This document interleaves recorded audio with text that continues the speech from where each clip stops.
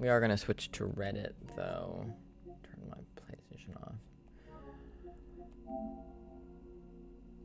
Yeah, another Prime Day coming up. Another time that Prime is coming up where I don't have any money to spend, so anything that I would want to buy while it's on sale, I can't fucking afford. Which is why I'm trying so hard to get my $200 back from fucking Dropbox, because I currently don't even have $100 to my name, so. Very fun. The list of things that I want to buy, like that I'm waiting to go on sale, is a short list, though. So, because a lot of the things that I want are like Lego stuff, and those things don't go on sale for Prime Day. So, I'm sorry. I'm trying to get over the motion sickness. Yeah. Well, Prime Day is in a couple weeks. It's next week, actually, 10th and 11th.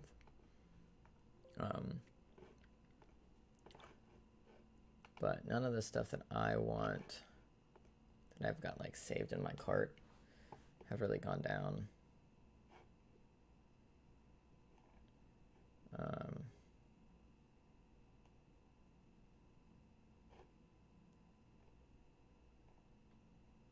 And I don't expect them to. The figurine I've been looking at for a while might go down. The $130 one, it might go down. But the Ghost of Tsushima thing that I want probably won't. And the Lego things that I want aren't going to go down either. Which is fine, because I don't need to be spending money on this stuff anyways. However, if the Lego stuff does go down, I might be trying to find a way to buy it if it goes on sale. Because I've got a Ford Mustang one that I've got saved. It's very pretty. I can't show you it because I'll be doxxed, but you know.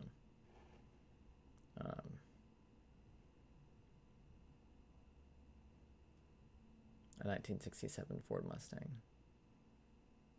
Blue and white. It's very pretty. It'll be a fun build, but it's currently 20% off. It's currently $135.99 instead of $169.99. But still not cheap enough for me to be able to afford at the moment. Or ever, but you know.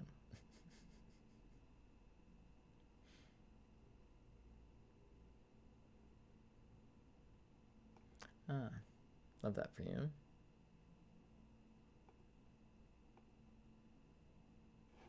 I do wonder if I can order this off AliExpress. I wonder if they've got it over there.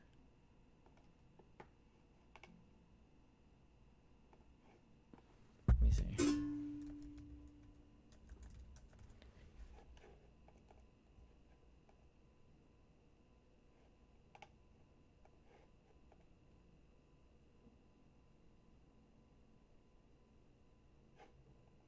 There is a listing for one, for the same set.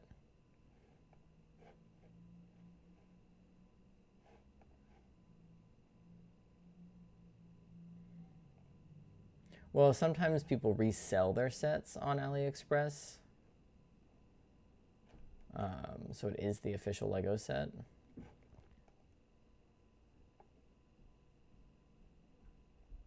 Because there's one here it's the same set. Same piece count and everything for $40. So.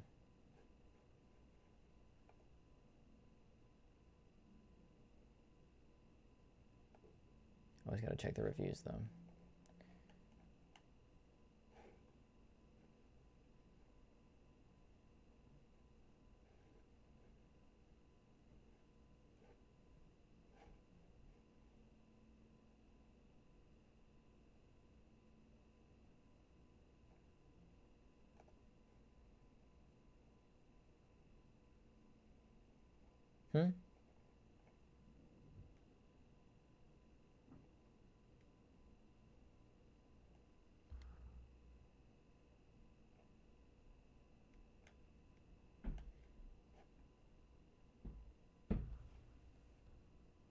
Hello?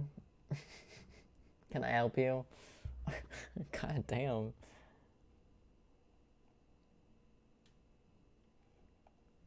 This person said they were missing pieces.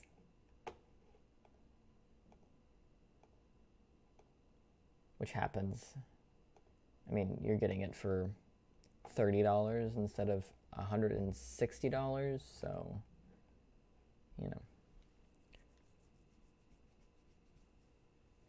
I don't know. I don't know how they get them so cheap. But, I'll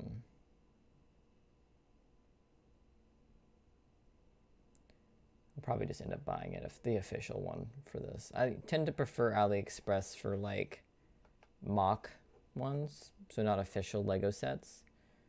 Like good old Wally over here. I know he's just out of sight, but not an official Lego set.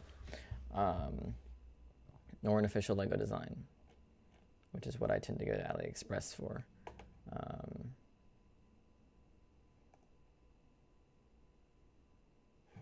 Because I can usually get decent sized sets for a decent price, which gives me the build time that I'm looking for without the massive price point. But I'll probably order this one straight from the source just because it's a little nicer than the...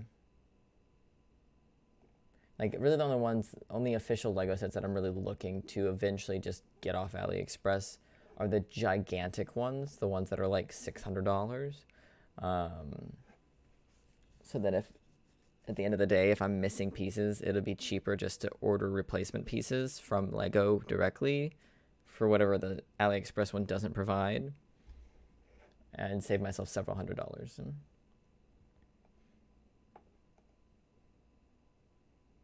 like the 8080 from Star Wars, for example. That one is huge. It is gigantic.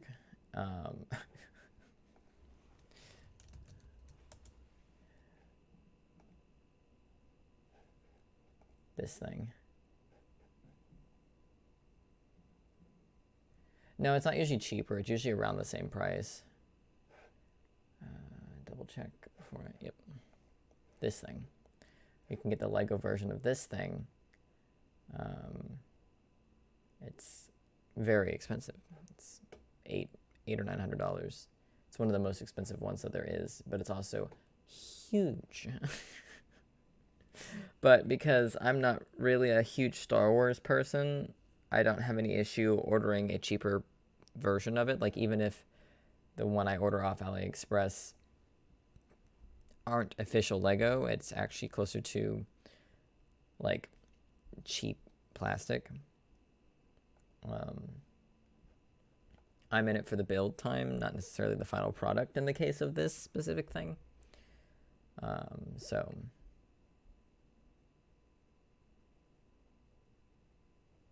potentially, I mean, just because it's so big, maybe so.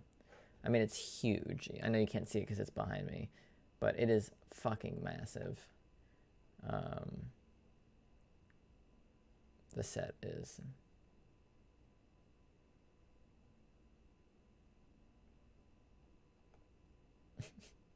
I mean, here's a good size comparison. I mean, there's this photo. But where's the one that was in the... That made me click on it.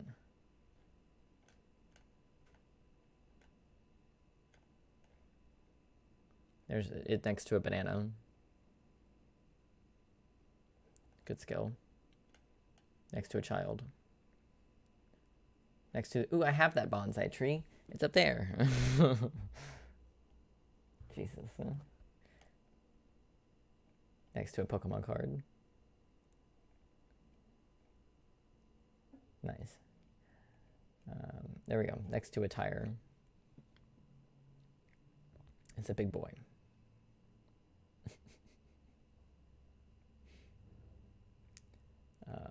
It's also one of the most expensive Lego sets that you can buy. So, very expensive. How much is it on Yeah, the Titanic one also $700, because it's nearly 10,000 pieces. Can you still buy the 8080 off Lego.com?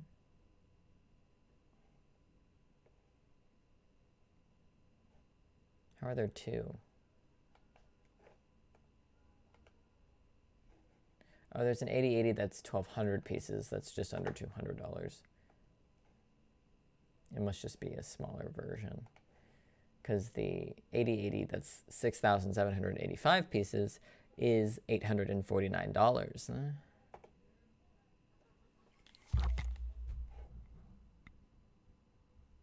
Literally people standing outside of my window. All right.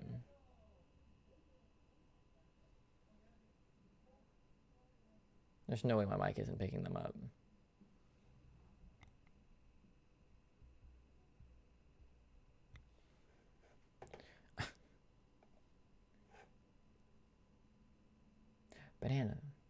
Banana for scale.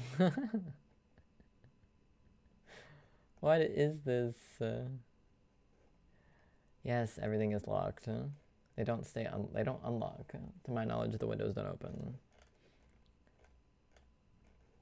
Measure electronics in style. That's fucking hilarious. Is that literally what these are for? It's amazing.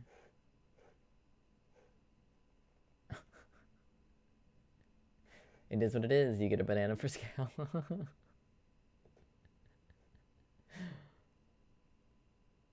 That's so funny.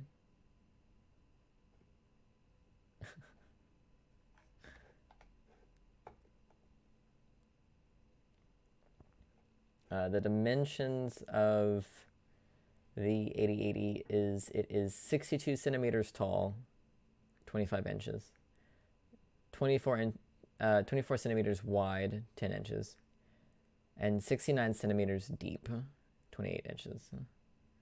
So that's how long it is from its head to tail. It's 28 inches or 69 centimeters, and it is 25 inches tall, 62 centimeters.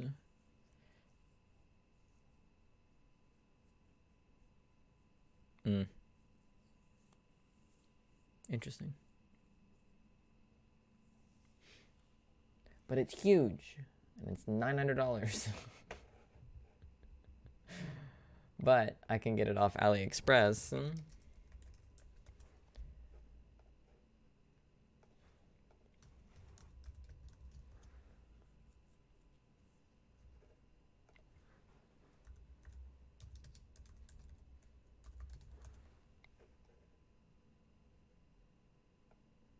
If I could type. Yeah, I can get it off AliExpress for under $200.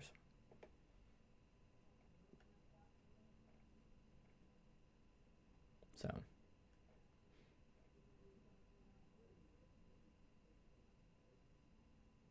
You can also get a tiny little baby one. It's like this big.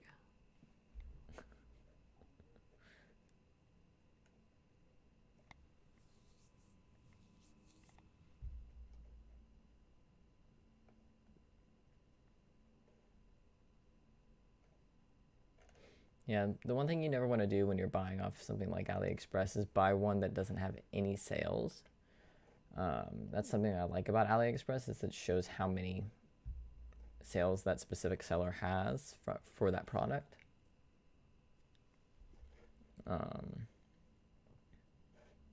It's very helpful.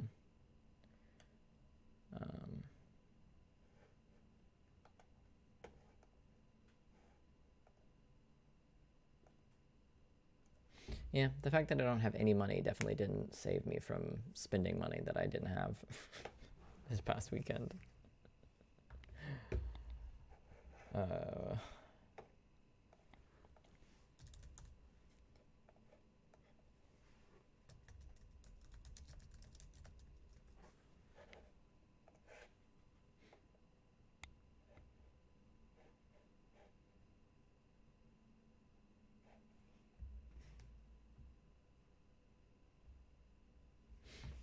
I went and dropped $25 fucking for no reason on random shit off AliExpress the other day.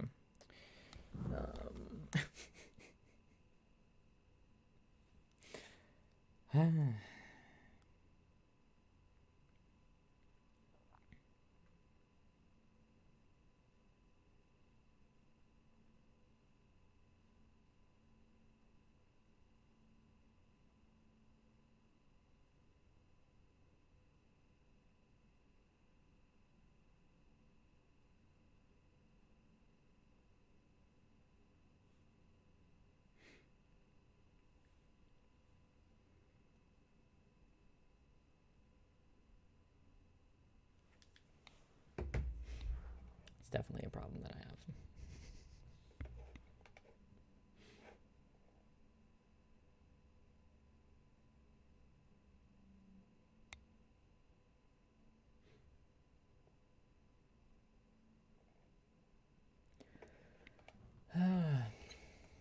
Oh well. This is why I'm poor.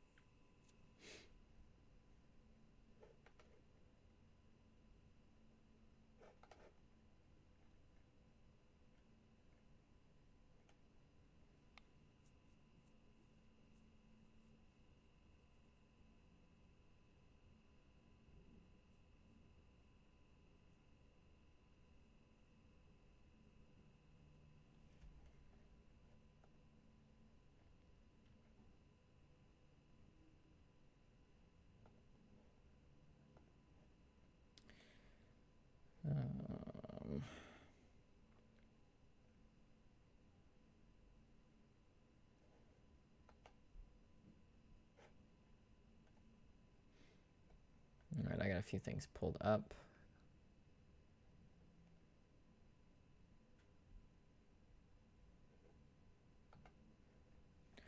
A good variety of things.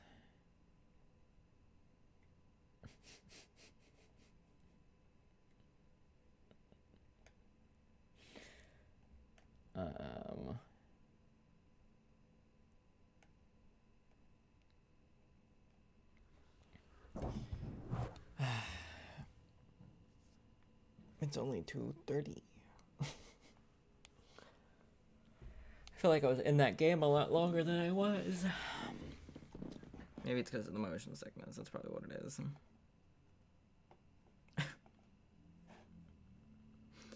That's the only thing. That's the only thing about these things. Oh yeah, Twitch. That's what I was going to do. I was going to download the Twitch app onto my phone while we were sitting here. So that way I can remember to test it. Probably after stream.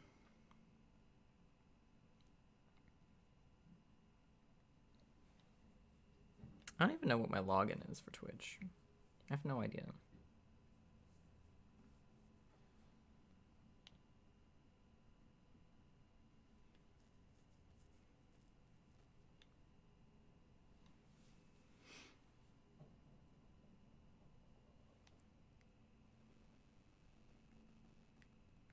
Oh.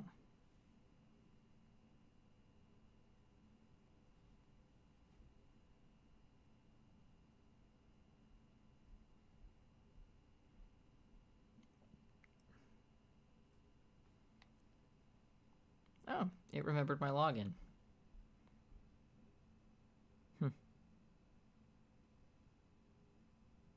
Nice.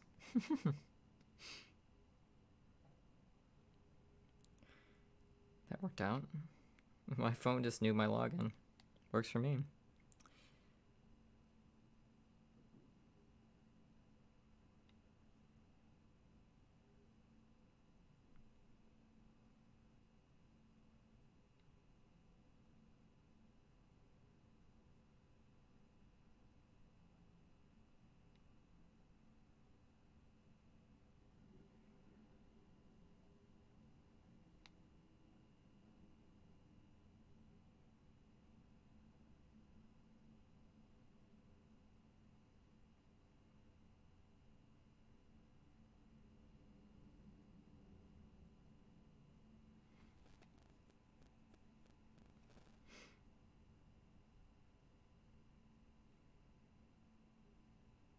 I might have to pull up. That's not it. Hold on. Go back.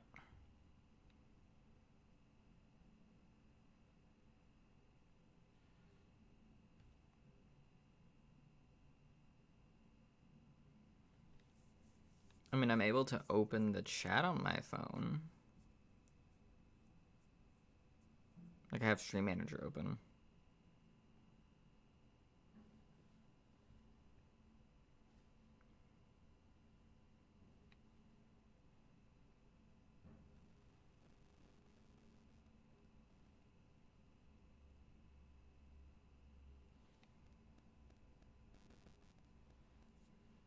Well, it doesn't send, like, push notifications to my phone or anything. I just have the same page open on my phone that I have open over there. Where I can see the activity feed that shows followers and all that. Which I can probably turn notifications on for. Yeah, I don't know. I think we'll just have to do it where we where I just read chat in between attempts.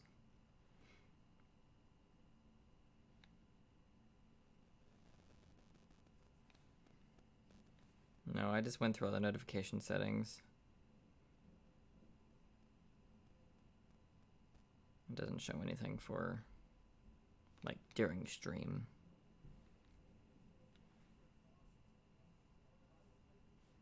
Oh well, it was worth a shot.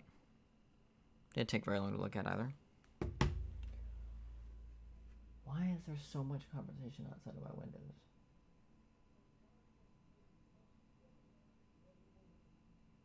I have curiosity. Hold on. Yeah, I know what you're talking about. I don't think they... I couldn't find a spot to where it does that.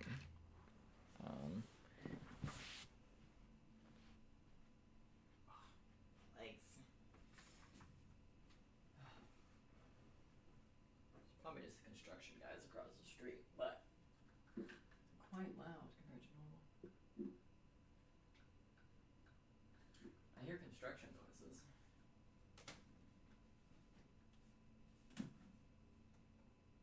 Spider, no. Death. This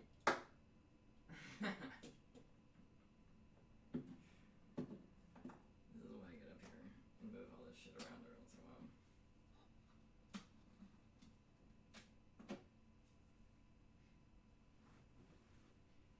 Ugh.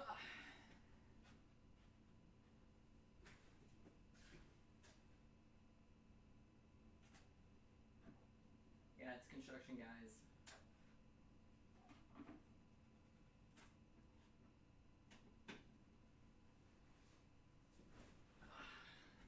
I moved all my figurines off the shelf and put them up in the windowsill. So that they were off the fucking shelving, so I could move the shelving when the fuckers showed up to change the HVAC stuff. And then they never showed up. So now my shit's just sitting over there. It's very annoying. It's very annoying. I still haven't moved them back because I haven't had the energy, so...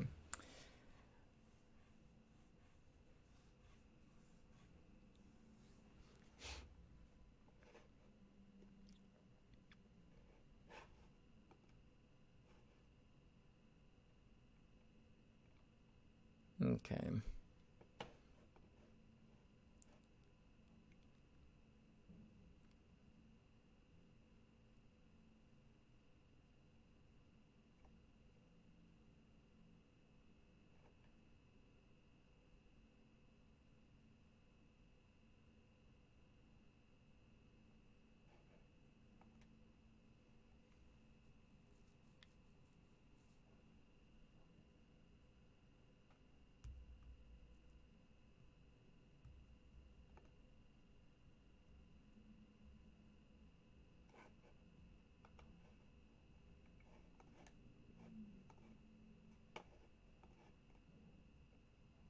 Okay.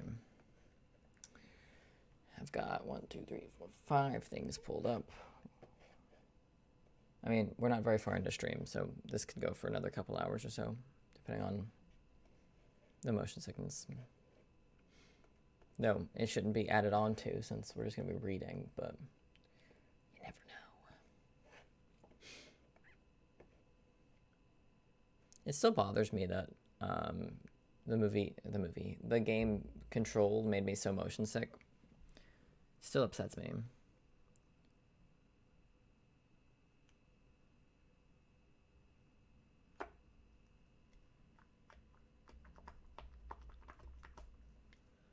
Got my little squish ball.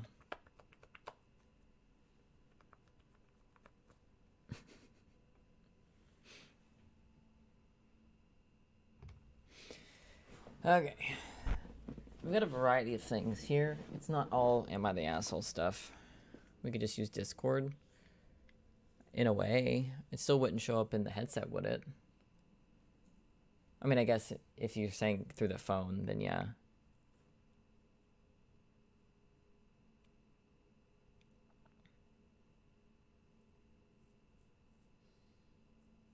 Yeah. In theory.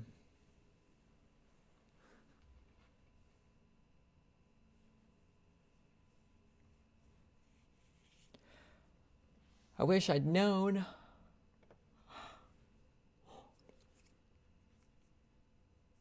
Yeah, and then force anyone who pops in to head over to Discord. We could definitely try that. Yeah, on Wednesday, I was gonna, like, go out and be productive. I need to get my oil changed. I want to get my hair cut again. Like, I want to get the line moved, because I need it moved higher up. I don't like the spot it's at right now. And I needed to do some Amazon returns, but I canceled those plans because I don't have the money to go do those things right now. So,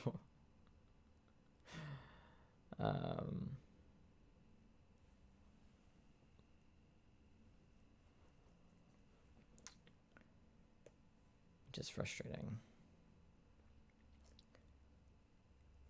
because I really need an oil change.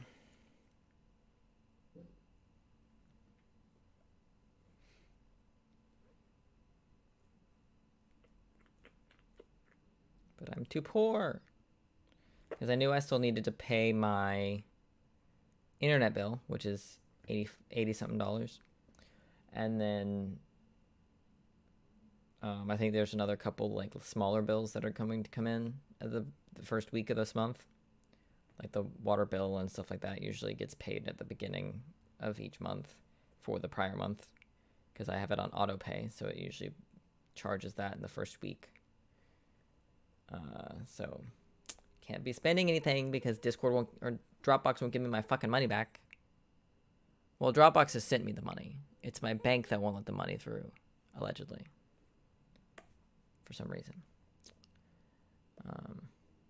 Very annoying.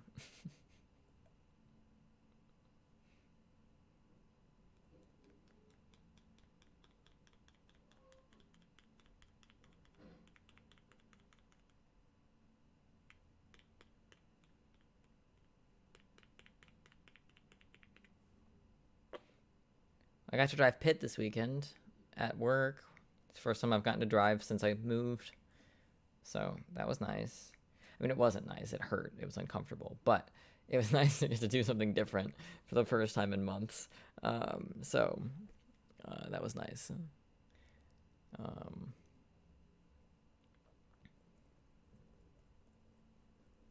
Standing in that fucking machine is incredibly uncomfortable. Especially since my foot's still fucked up from a few months ago. Or a month ago or 2 months ago. I don't know how long ago it was. I don't know what time it is. Also, it's back to being 90 degrees outside, and I don't really appreciate it. Like, I really don't appreciate it at all, actually. Hey, money! Thank you for the money, Jimmy. I appreciate it. $20 drop. We love to see it. I wouldn't be so bad off if I got my refund back. I wouldn't be worried about it if I had my $200 back, but, you know. And I don't get paid till Thursday, so I'll just do them next week. I'll find a day to do it next week. Especially if, like, MET gets canceled. I'll just do it then. Which is very possible it will, because we've not had any fucking trailers in the yard all week, pretty much. So, like, they sent everybody home after last break last night. Everyone except for the people that wouldn't leave. And me. Because I can't leave, because I'm important.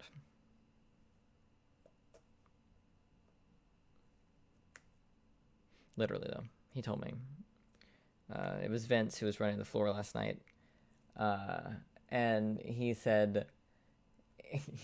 he came over to me. He said, so I sent out VTO to everybody, but you can't leave. Because I was their only pit driver, and we needed pit. Because we were out of trailers. So our only option was to pull from pit. Because we didn't have any floor load trailers left. And because Eli knocked a stack over earlier in the week, they took him off of pit. Safety won't let him drive anymore until he gets retrained, which leaves me, because the other one who's trained doesn't want to do it because it scares him, which is so funny to me. It can be stressful if you're in one of those shitty trailers where it constantly creaks underneath you. That can be stressful, but like, you know,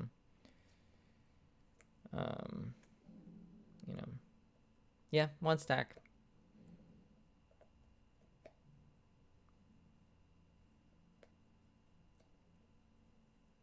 Safety is really annoying about it, even when it's not like, even when it's one of those situations where the reason it falls over is because it was poorly placed into the trailer in the first place, and then when you try to move it out, it falls over. Like, they don't give a shit. So, which is why if anything ever looks like it's gonna fall over, it's best to go get safety. So then if it falls over while safety is there, and you told them beforehand, hey, this might fall over, then they're not gonna like make you retrain if it falls over after that, because they'll come in and assess it and be like, yeah, it might fall if you move it, but go ahead and move it, and then we'll see what happens. But if you skip that step of going to get safety and then it falls over when you're not talking to safety, they get all mad. It's very annoying, even though it's rarely a safety issue when these things fall over, because there's no one nearby except for you in the machine, and if it falls on you in the machine, that's very rare. So, whatever. It is what it is. He was getting tired of it anyways, because you don't get paid any more to be a pit driver than you do to do anything else. So, he was like, I'm probably just going to say no when they try to retrain me, because I don't get paid anymore. And I'm like, fair. They have you under mega scrutiny and don't even give you any extra money for it. So, but it was nice to be able to drive again, because like I said, I haven't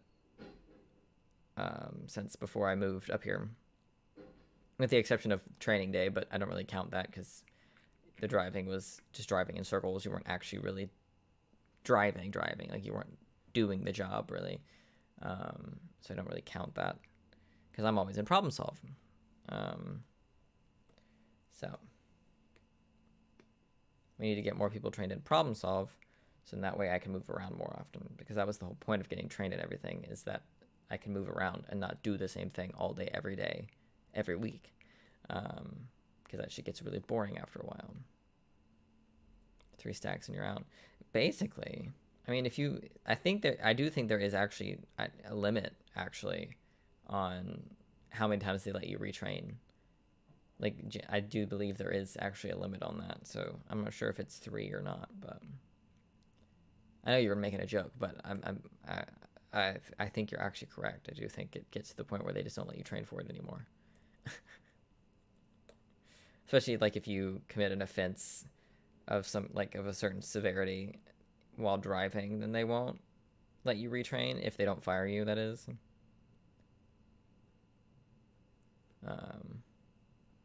But they also have you retrain for fucking anything. Like, it's ridiculous.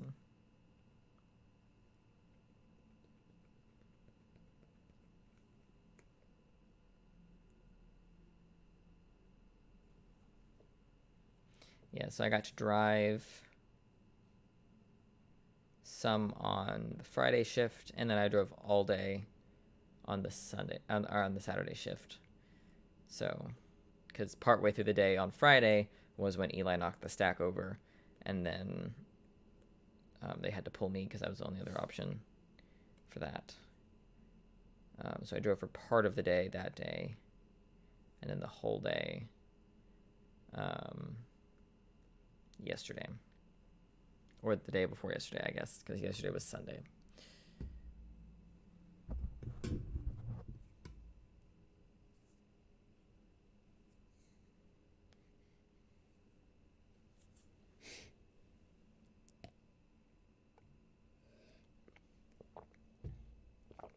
I don't know why I'm only just now hearing construction. Maybe because the game was so loud. Maybe there was construction sounds during the gameplay that we did today, but I feel like I only started hearing them after, but it's fucking nearly 3 p.m. I don't know why they would have only just started, so I'm just going to assume that I just didn't hear them over the game. But I also didn't hear them because I sat in here and watched an episode of Ghost Whisperer while I ate breakfast before I came and started stream. So I don't know. Beats the shit out of me. All right. Ready to read these?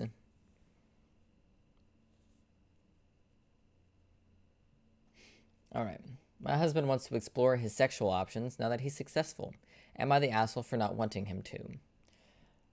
I'm a 40 female, and I'm married to my husband of 8 years, who is a 41 male. He spent his 20s and early 30s building his business. Part of the reason why he turned to being an entrepreneur was he had a tough time holding down jobs, to the point of having a business was the only way he could earn money. Either a supervisor was too dumb or controlling, or because my husband didn't have the degree or experience required for the jobs he could tolerate, or the hours at the jobs that were horrible. It sounds to me like your husband's just too goddamn picky. But I mean, if he was able to build a fucking business, then, you know, it's better to be self-employed in basically every situation, except for, like, insurance, because when you're self-employed, you still pay full price for insurance, basically, instead of getting it through your company that you work for. But I understand his struggles with all those reasons, and when we started dating 14 years ago, I was the primary breadwinner simply by nature of the fact that I had a steady source of employment. My husband told me that I was only the second serious girlfriend he'd ever had. He did have a few hookups here and there before we met, but mostly with women much older than him that never went beyond one-night stands. When we started dating, he was the one always actively trying to pursue me and telling me how lucky he was to have me, saying I was worth the world because unlike other New Yorkers, I noticed the, quote, invisible people. Flash forward nearly a decade and a half, and now we're married with 2 daughters, 8 and 5. Things started working out for us around age 35, and I've never been anything but supportive. I quit my job to take care of our kids after he moved us to a nice Connecticut suburb. But these past few years, he's been treating me differently, like he and our daughters are a source of annoyance.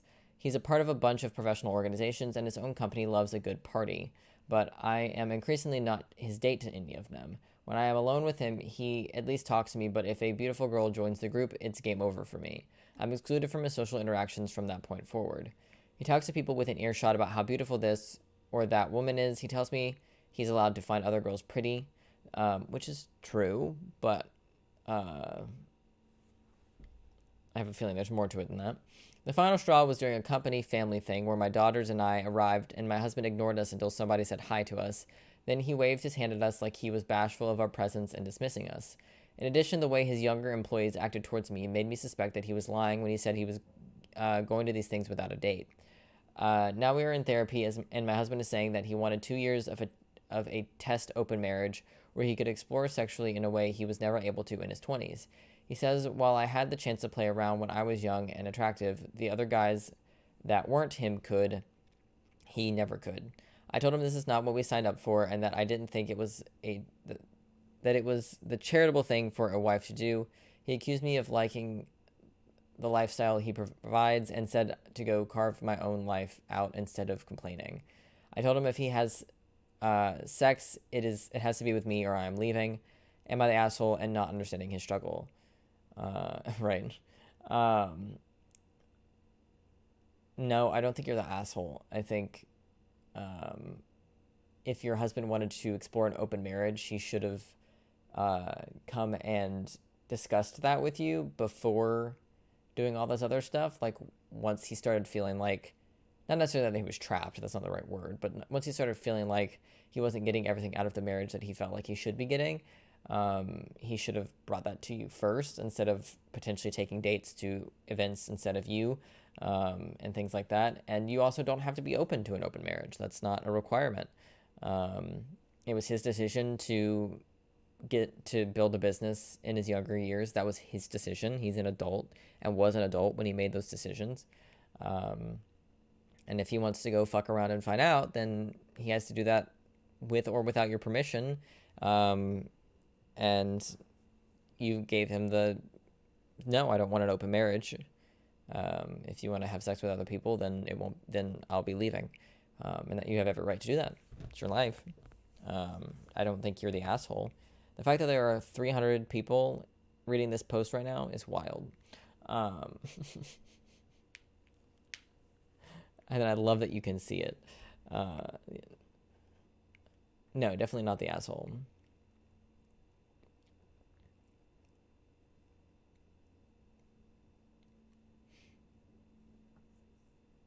She should get half. Yeah.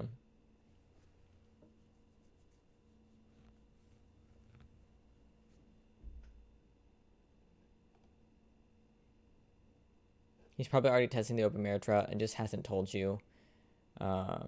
Possibly. Get a lawyer and quit going to therapy with him. He's going to cheat if he hasn't already because he's already decided that he's entitled to.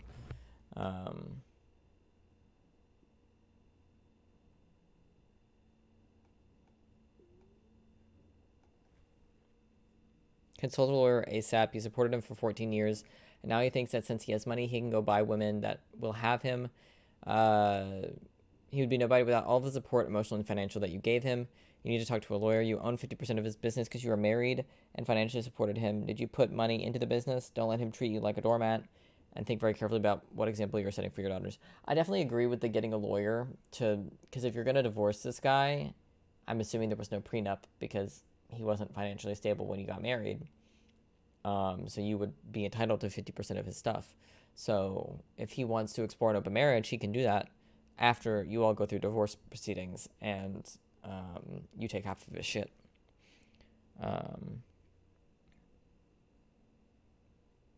So I definitely agree with that. Definitely don't want to just leave this 14-year marriage with nothing.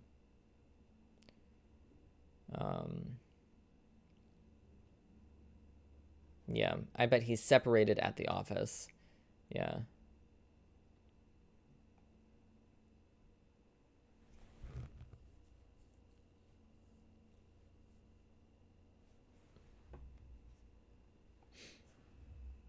I'm a dude and this guy's a total asshole. You made an investment in him and he has failed you.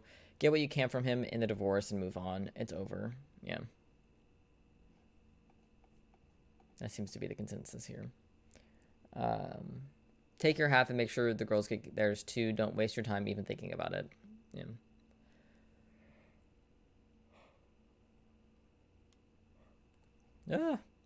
That is still a motion sickness yawn. We've not moved on to tired yawn yet. My hands are so dry, I almost dropped the fucking lotion bottle as I picked it up. Oh my god.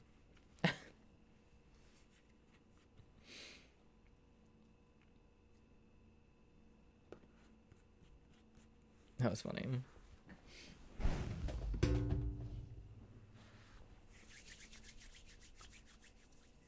Oh, that's why it's so quiet. I don't have any music on in the background. I was wondering why I felt like I was just sitting in a void. It's because there's no background music.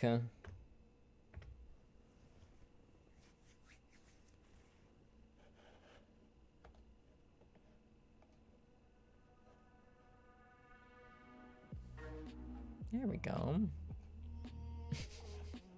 I was wondering why I felt so quiet.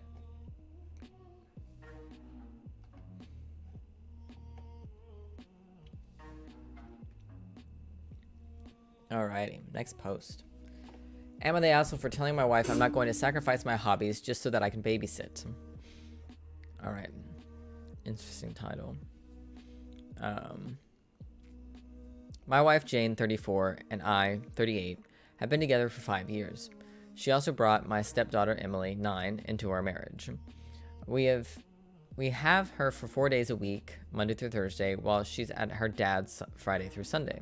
From the beginning, Jane told me Emily doesn't need a second father figure, as she has her dad to fill that role. I was only supposed to be a trusted authority figure in case she ever needed anything. I didn't mind and try my best to respect that boundary. She's a sweet child anyway and doesn't cause trouble, so it's not like I have to discipline her. Her father is also a good dad. Emily's dad recently got married, and his wife has 2 kids of her own who are at their place Wednesday to Saturday and at their dad's Sunday to Tuesday. Emily and her new step-siblings don't get along at all. They're always fighting, and it's pretty toxic. Emily's dad asked Jane if they change their custody schedule to match his stepkids to keep the children apart. It's not a big deal in and of itself because we don't live far from each other, so picking up and dropping off is no issue, and she can easily be dropped off to school no matter where she stays. The issue is my wife agreed to it without consulting me. Jane is currently doing a certification course for the next 12 months, and they have classes on Saturdays from 9 to 5 p.m. She asked me if I can babysit Emily on Saturdays, but I can't because I play golf with my brother and sister Saturday mornings from 8 to 1. This has been our tradition from before Jane and Emily came into my life, and I had told Jane from much before that this is important to me and my siblings. She asked if I can move to another day, but that's not possible either because my siblings also have jobs and families of their own, so Saturday was the best day for us. I told her she can hire a babysitter, but she doesn't want to spend the money when I can do it for free. I told her that wouldn't work for me. She then got mad and said golf is stupid and I should put my stepdaughter over my siblings. That pissed me off, so I told her I'm not going to sacrifice my hobbies just so that she can have a free babysitter. For the record, I don't have anything against Emily. I've babysat her before and she's a good kid. If there was a family emergency or if it was an occasional occurrence, then yeah, I would cancel golf for that day to take care of her, but I can't give up something this important to me for 12 months continuously. She called me a selfish asshole and slept on the couch last night. So am I the asshole? This one's complicated. Oh, this one says there's 3 people actively typing. Interesting. Yeah, this is a tough one. Well, if the opening is to be believed, where they say from the beginning, Jane told me Emily doesn't need a second father figure, then that does make him the babysitter. That means that at the beginning of their relationship, Jane set the precedent that this guy wouldn't need to be a parent to this child. So yeah, exactly. For a whole year.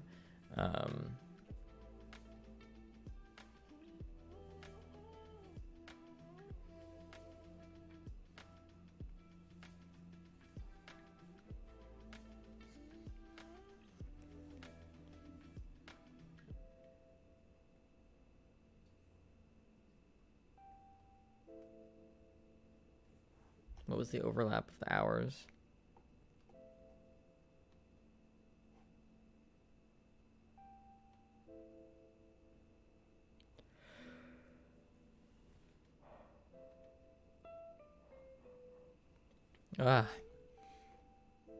Emily's only 9, so it's not like she's old enough that you can just leave her at home from 8 to 1. Yeah, because if Emily was like 12 or 13, I could say you could just leave her at the house from 12 to 1. Or from in those mornings, she could be at home by herself. Or like at a friend's house or something for those hours. Because there will absolutely be Saturdays where she spends the night at a friend's house. So that it won't be every single Saturday for all 12 months of the year. But still, he didn't sign up for this commitment and was told by his wife that he didn't need to. And to suddenly turn that around and say, no, you need to cancel plans that you have had since before we were even together because I've changed my mind about this, feels a bit unfair.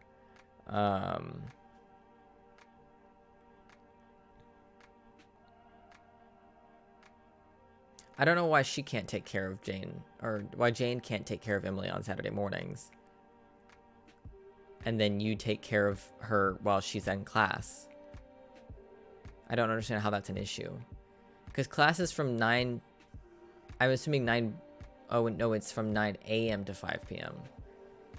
My brain was reading it as 5 to 9, not 9 to 5.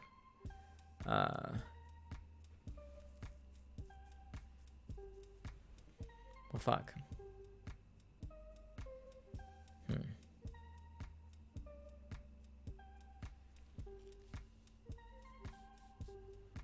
Yeah, I would say the compromise is to get a babysitter, like, I don't know, 2 or 3 weeks, like half the time. Get a babysitter like half the time. Yeah, so he's not completely out of the loop, because I assume if he's not going, his siblings are still going to get together without him. And it would suck to miss out on that every single week.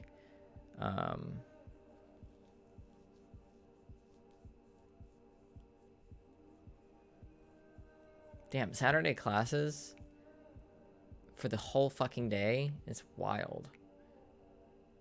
Certification course, 12 months. That's so long. Yeah, a golf membership isn't cheap either. You're right.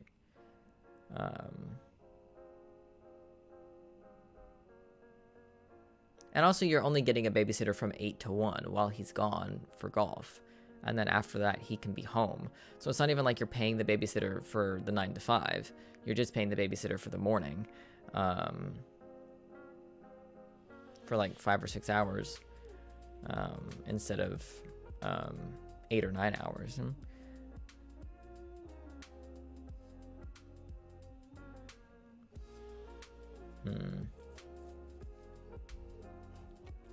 And it's not his kid, and she made it clear that he didn't need to be a father to this kid. So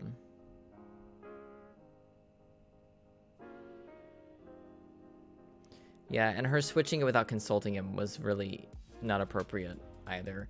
I'm leaning towards not the asshole simply because the decision was made to swap the days of custody without OP being consulted. Especially since it was going to really throw a wrench into some of his own personal time plans. He should have been consulted for that. Especially since Jane picked up classes on Saturdays, it would have made sense to keep a schedule where the kid was at her dad's on Saturdays. Yeah.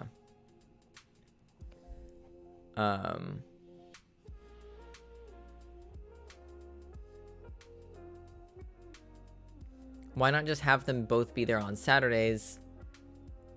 Like, so the initial overlap was was Friday through Sunday. So basically the whole time she was at her dad's, the other kids are also there. So why not just adjust it a little bit to where they're only both at the dad's on Saturdays, and then, you know, like,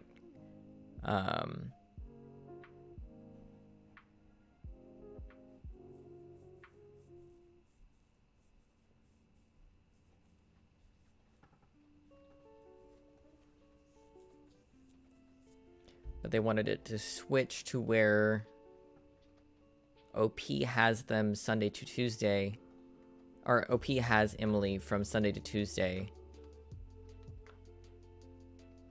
No, sorry, OP has Emily from Wednesday to Saturday, and then Emily's dad has her Sunday through Tuesday.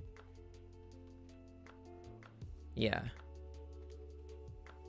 Or like the custody swap happens after he gets off golf. Like after he finishes golf, he goes by and picks Emily up on the way home.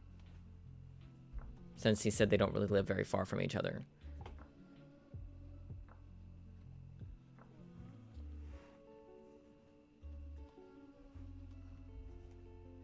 And so then he can babysit her after that. I don't see why we can't do that.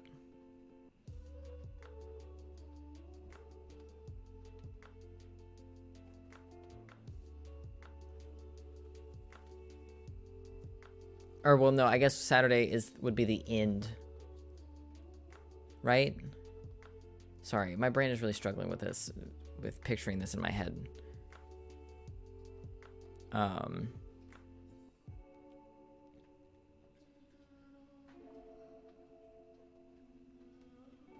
Okay, Emily's dad's wife has 2 kids who are at their place Wednesday to Saturday, and their dad's place Sunday to Tuesday.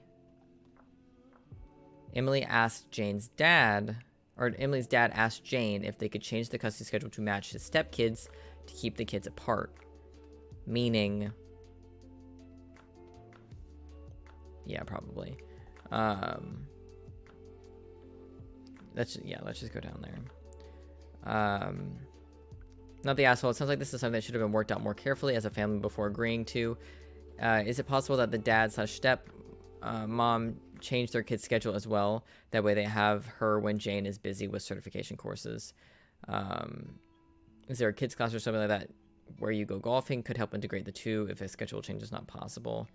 There isn't, and even if there is, it would likely still have to be paid for. My wife doesn't want money to be spent to take care of Emily. She just wants me to do it for free.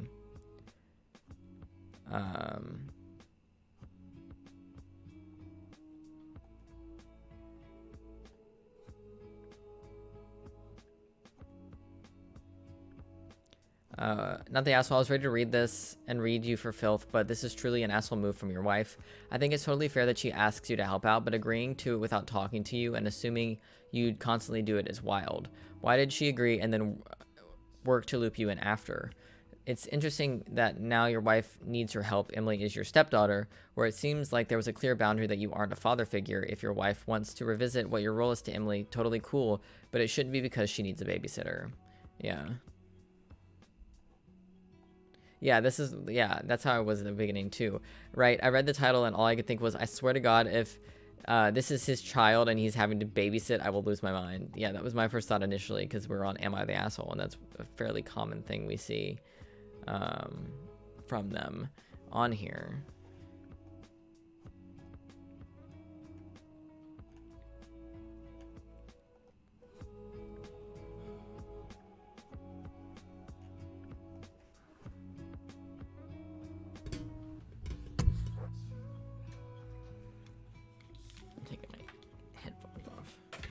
I don't need them on.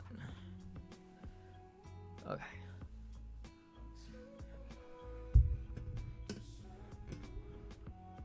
No, not the asshole.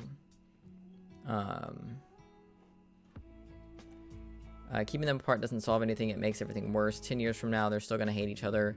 Some people shouldn't be parents at all.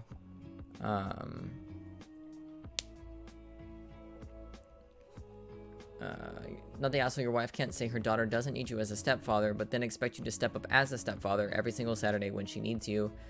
She can hire a babysitter. Dad and stepmom also need to step it up and work on the relationship between the new step siblings and get that under control, because there are going to be times where they're all together in the same house. That's just life. Yeah, true.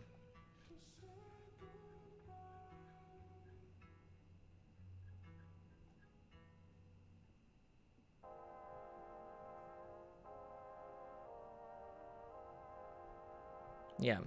Jane agreed to it knowing OP golfs every Saturday and assumed he would just take care of Emily without even discussing it. I also feel terrible for Emily. Her dad, stepmom, and mom are all assholes and trying to dump all of this on OP. Yeah. Yeah, it's kind of nuts she agreed to take the daughter on for Saturdays when she knew her Saturdays were booked for the next 12 months. Yeah.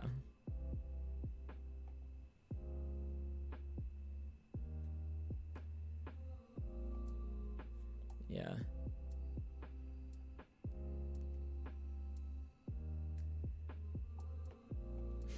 I have my own kids whom I love spending time with on weekends, but if every Saturday was blocked looking after them for the next year, you'd be guaranteed I'd be arranging some babysitting to get a little bit of a break in sometimes.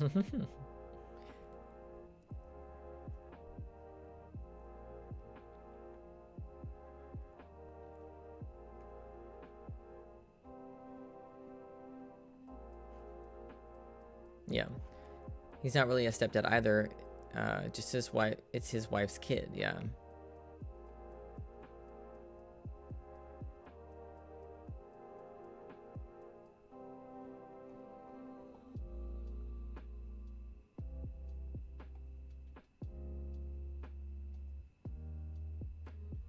Yeah. Even as a non-step parent, I think it was pretty fucked if my wife decided I wasn't doing one of my bonding activities with my family without even discussing it with me. Yeah.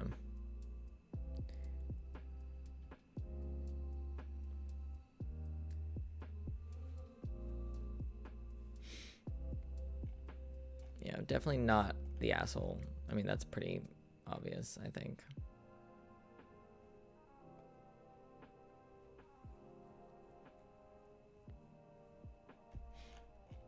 Not the asshole. All right, now we have a short little petty revenge one. Maybe if I don't sneeze. There is a sneeze. It's coming. I can feel it.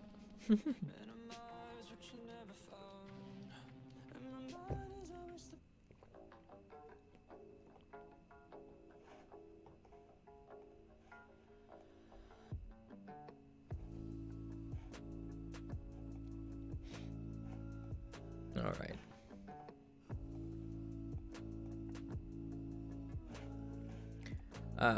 I got my 6th grade bully fired and his girlfriend to break up with him.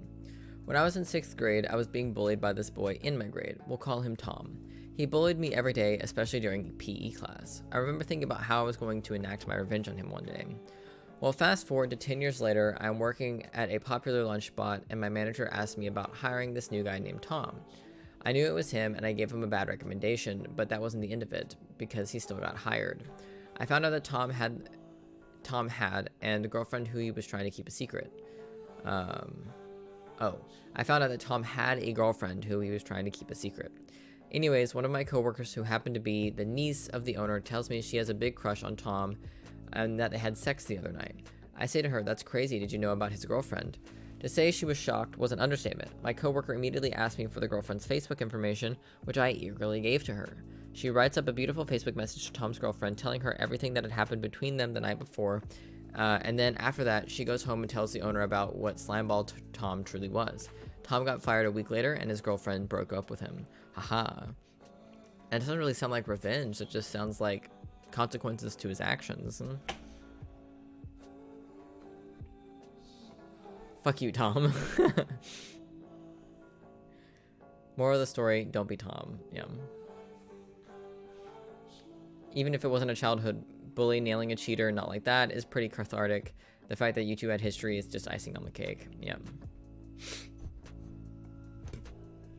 Revenge is a dish best served cold. Yeah. All I see is that Tom fucked 2 girls and left the food industry. Yeah.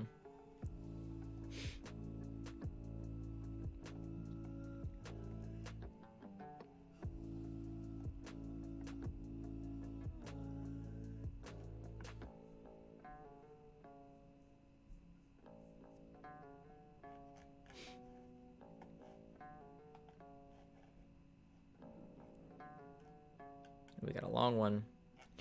I mean, I expect it to be long. It's the best of Redditor updates. What are we doing over there?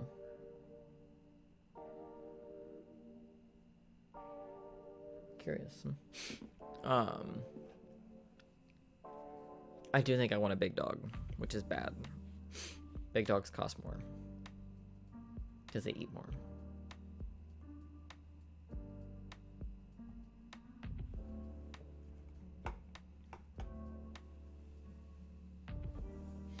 But it's what I want, I think.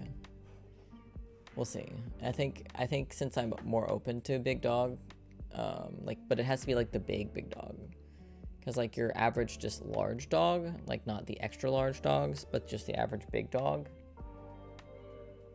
isn't like low energy. They're all pretty high energy. Or high maintenance, I should say.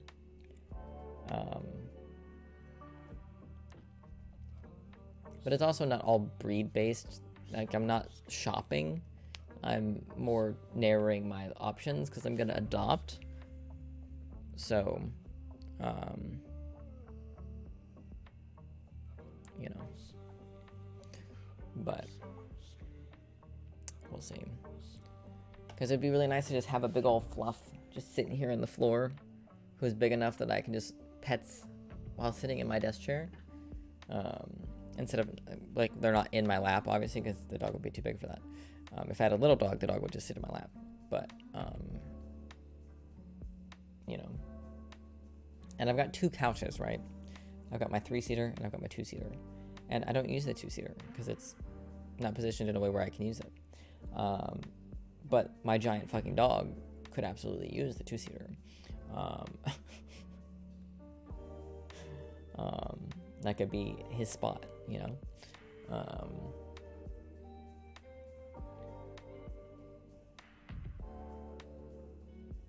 Yeah. The only thing about the big dogs is a lot of big dogs drool a lot, and I have a lot of carpet, so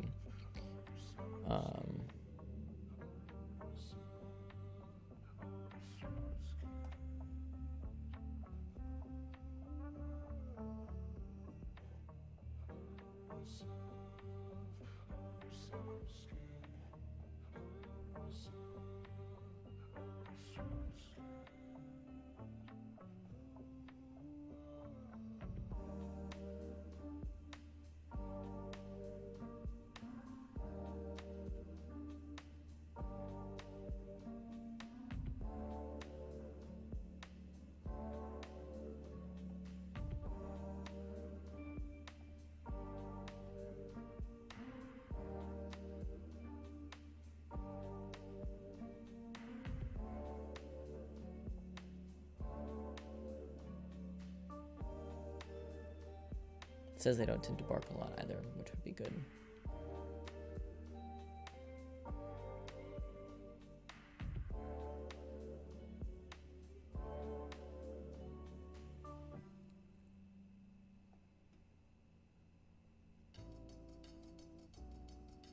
Yeah. It's a lot to ask for, unfortunately.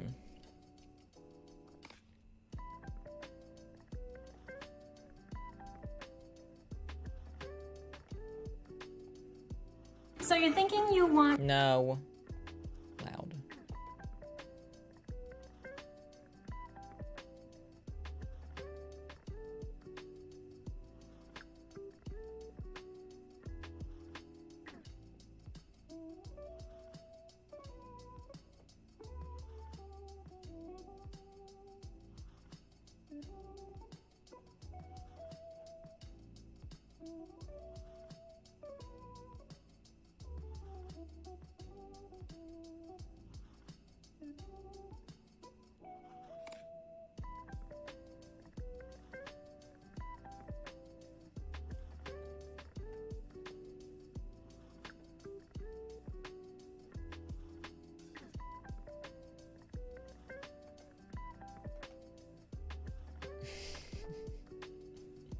And that's what I get for leaving it up on screen.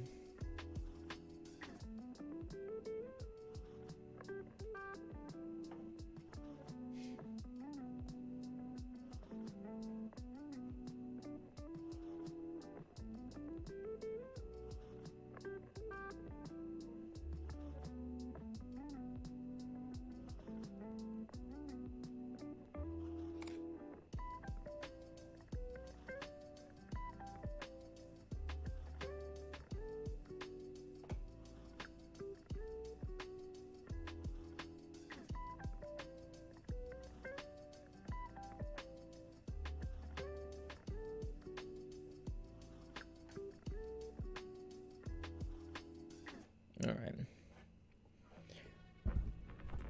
I just can't stop thinking about it. And it doesn't help that I scroll through TikTok all the time, and it's just full of doggos.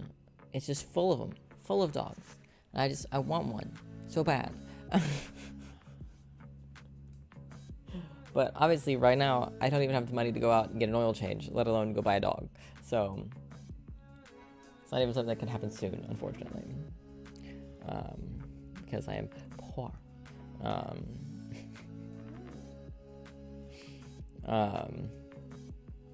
right. This is from Best of Redditor Updates, obviously, as you can see. Christian neighbor asks my atheist/satanic self an odd yet oddly sweet favor. So there's this old guy that lives across the street from me. Yeah, the vet Bill Buffer. Yeah, right. And big dogs tend to have more physical ailments because they're so massive. So there's that. So there's this old guy that lives across the street from me. We'll call him T. And T is in his early 80s. His wife died about 6 to 7 years ago, and now he lives alone. Over the past while, I've checked in on T to see how he's doing, bringing him some homemade meals every so often, and giving him rides to the grocery store and shopping with him, making sure his companion cat has food, and just generally trying to be a good, caring, thoughtful neighbor and friend to a dude who probably needs it. Today, while I was working, T called me up and asked if I could bring him to the store. And I said, sure, of course. I need to go there myself. I'll see you at 5:30 after I get off work. So off we go. He gets his list of groceries. I grab a few things, and back to his house we go to unload and get things put away. While doing so, for the very first time, he brings up religion, which is also when I realized I was wearing a t-shirt with an image of... I don't know what that is.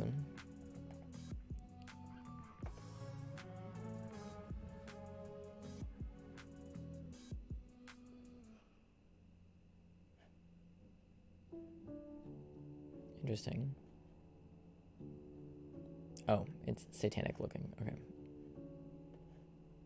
Oh, yeah, never mind. I know what this is. Yeah. T is really respectful. He says that he's a Christian. I acknowledge that I do not believe, and I thought that was that. Well, it wasn't. He goes on to expand how he believes that the rapture is soon to come. We're talking like next week soon. I do that, oh, okay, sure, polite, non-argumentative thing, mentally checked out of the conversation, but he's present enough to respond appropriately, yet politely not agreeing. At the end, he says, the only reason I bring it up isn't to proselytize, but to ask you something. What is that? I responded, if it does happen, can you watch over my cat if I'm gone? He asks. Y'all, for real, I wasn't ready for that shit. Not at all where I thought he was going with it. I said, yes, of course, and backed it up saying, no matter what happens or why you may not be around anymore, if your cat is still around, she'll be in good hands with me. Like, on one hand, it's an absolutely hilarious situation, but damn, the heartfelt earnestness of it got me.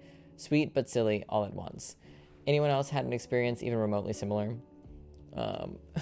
That's actually really sweet. He wasn't like, oh, you're gonna go to hell, but like, since you'll be stuck here after the rapture, could you like take care of my cat? That's actually kind of dope, actually.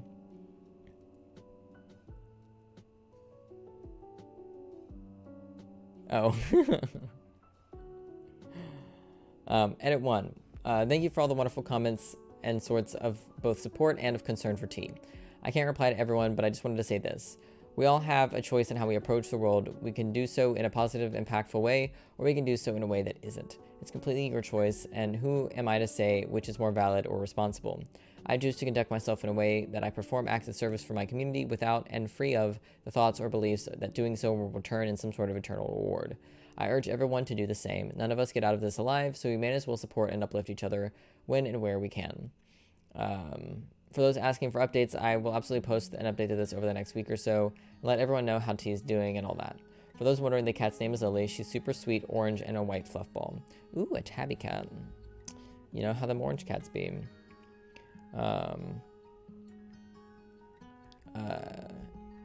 Edit 3. Finding it kind of funny and a little disheartening that I've received so many "you can't be atheist and Satanist" type comments.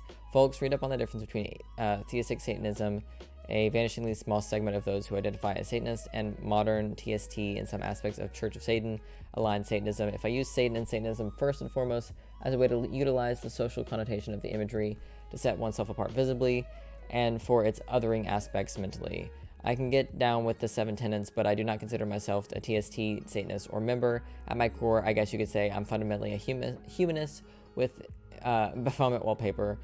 Read up a little bit before making an uninformed comment. Yeah, Satanism isn't, depending on what kind of Satanism, it doesn't, you're not a religious, like, being humanist is not a religion. That's funny, though, that people are like, you can't be both. Alright, this update happened on the 25th, so a very recent update. So some of you may remember my post from a couple weeks ago. Obviously, the rapture didn't happen. I've seen T several times before and after the day, and he seems to be doing okay. He hasn't referenced the date being missed, and I haven't pressed the issue. Overall, I imagine he must be somewhat embarrassed, but who am I to rub that in, you know? The cat is also doing well. I brought her over some nice freeze-dried salmon treats yesterday for him to give her. Either way it goes, I'm still being the same exact sort of neighbor as I was before, offering help when and how I can, and providing that help if asked, and going over just to chat with him on the front porch for a while. If he never brings it up again, that's just fine by me. I just wish him a content and fruitful life for however long he has left. Relevant comments. Lots of people suggested pranking the guy. Seems both pointless and cruel to do such a thing to a neighbor who has brought no ill will to OP despite being aware of their theological differences. OOP replied,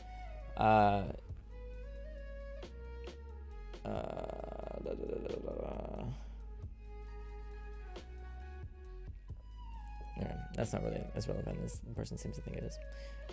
That's kind of cute though. Cute. This is pure speculation, but I wonder if T is perhaps not fully comfortable talking about his own age and mortality. And could you watch my cat if I get raptured is sort of a euphemistic way of asking, could you watch my cat if any of the much more mundane things that are likely to happen to an 80-something-year-old happens to me? Potentially, yeah.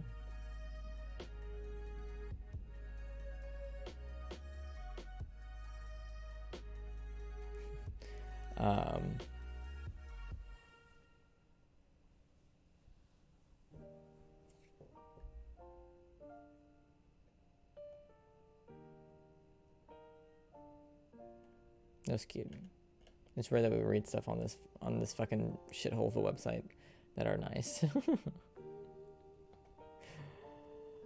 This one is really short, although it feels like it'll be long because of the big block of text. Another highlight from a Facebook group for NARC parents.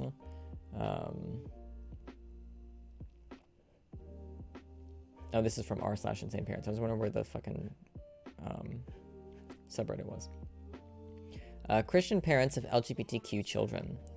It should be interesting. I was cooking dinner in my kitchen today, and all of a sudden it hit me. It's very hard not to be angry with my kids.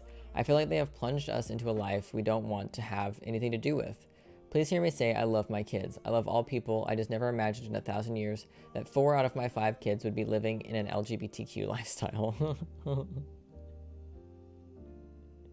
It's always the uber religious parents that end up with a majority queer kids. I'm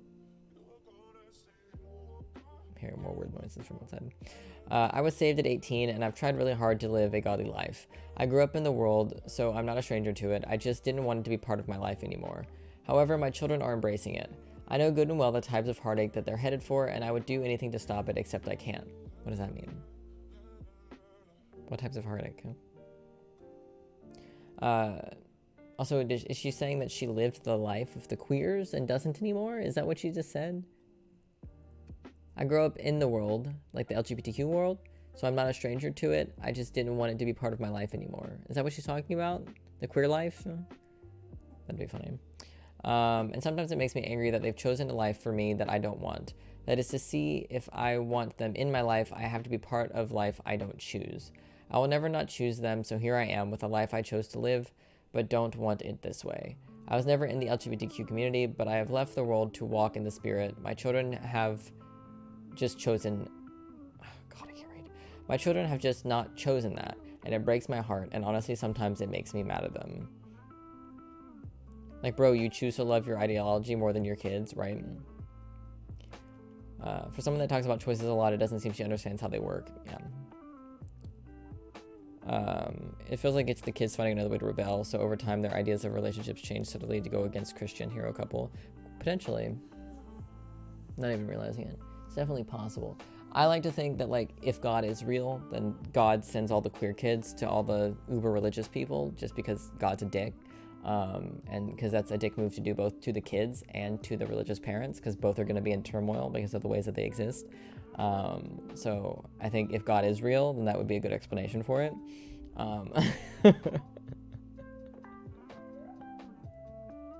Yeah, he's just challenging them. God sends his greatest warriors his greatest battles, or whatever the fuck the saying is. I mean, that's what happened with Max. Huh? Like, all of Max's siblings and Max are all queer, and all 4 kids are queer, and they grew up in uber religious household. So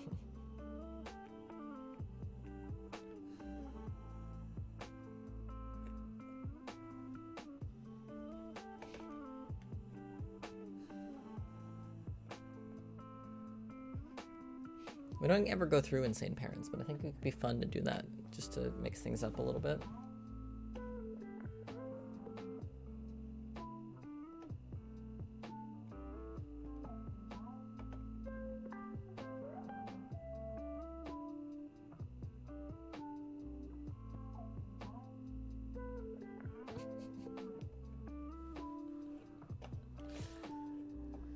She's been searching my room for years. She's read my diaries, burned my Pokemon cards, and more. She thinks she's doing it for my own good. I literally moved 3 states away, and she's still treating me like a child. It sucks, dude.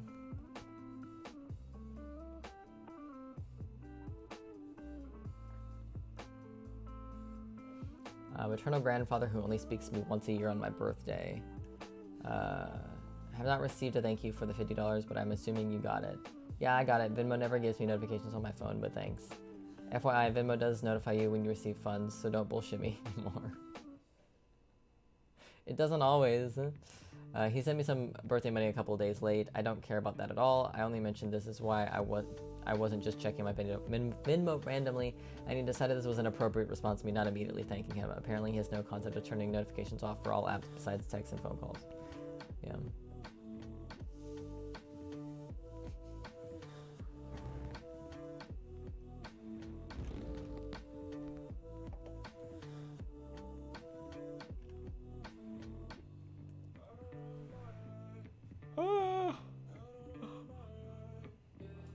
I hate how long the yawns stick around for motion sickness. It's frustrating. My mother-in-law always has to have the last word. Hey, can we also please not leave the backyard door open all day? We've been noticing more roaches in the house. The dogs will definitely let you know when they want back in the house, even if the door is closed. Sure, thank you. By the way, I like the door open sometimes. Always have left my door open when I felt like it. Okay, and mom 47 wants me, 16 female, to sell car I worked all summer to pay for, plus give her over $1,200 on rent so we can avoid eviction. I definitely don't envy people who have parents like this. Because like, while my parents are strict, especially in comparison to a lot of people's parents, my parents are wealthy enough that they've never like needed me to work to help pay for something that they should be paying for, like rent. If I'm working to pay for something, it's me paying for my car, you know? That was really the only, like, that's why I got a job so early, was so, not only so I could start making money, but so I could pay off my car. And despite the fact that my mom has access and still has access to my bank accounts, mostly it's just the savings account, she would never ever dip into my money, ever. It's happened a couple times where like my sister needed money, where my mom pulled from mine for whatever reason. She pulled from mine because it was just faster to pull from mine, but she immediately put it back from her own account. But like, my mother would never ever dip into my money without checking with me first. But she would never even need to, because they make way more money than I do. Not to mention I have no money right now. So have I mentioned that yet? No, she still has access to the savings account that I opened when I was 16. Just because of the way that the thing's set up, and it'll stay that way because I don't want to close my account and make a new account, so it's just going to stay that way. I just won't use that savings account. Not a big deal. Plus it makes it easier for mom to send me money and stuff for birthday and Christmas and all that, because she just puts it straight into my account instead of like Venmoing it to me or something. Because she can still put money into my accounts. She would never pull money from my accounts. I just can't put money into that savings account, because if I do, then I don't have access to it anymore, because I can't pull out of that specific savings account. I have a separate savings account through that bank that she doesn't have access to, but so I just use that one. So it's not really an issue.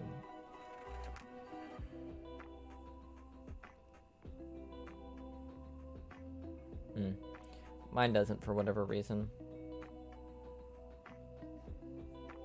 I don't mind it though. Like I said, if I had a mom who did behave this way, where like if I had a mom who thought that all of my money was her money because I'm her kid, then I would have switched it by now. But because I don't have to deal with that, I'm not worried about it, because it doesn't really matter. If anything, it makes life easier. So especially because I only just started paying my own car insurance, I didn't just start paying it, I've been paying it, but I just started, it like just recently is under my name.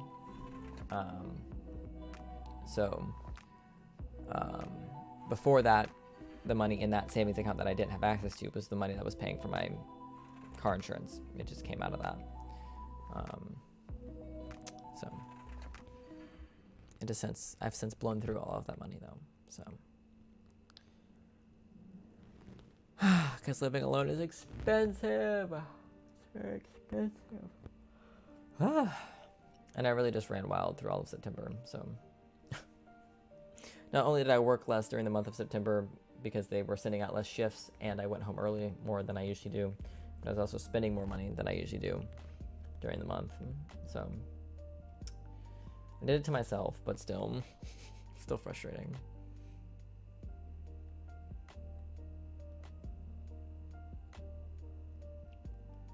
Send me some gas money for picking you up. Can you actually be a responsible mother for once and pay the damn rent? If you knew getting a new car, insurance, and recklessly spending money on food would make you unable to pay the rent, then you should have done it. I'm so tired of you being reckless with money, and I am the one who has to suffer. You're right. I'm not about to argue with you about my bills, but you can send me some money for gas. I want to know how you're suffering. Oh. Just got a message from PayPal. Not an important message, but...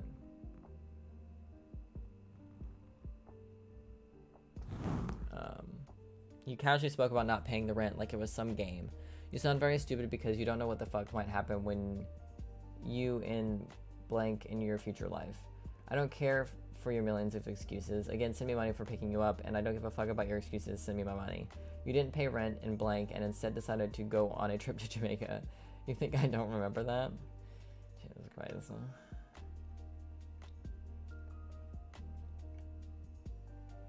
I have about 5 bank accounts, 2 stocks that share accounts. Only really use 1 bank account though, and my credit cards auto pay off from that account. Have about 4 credit cards. Yeah.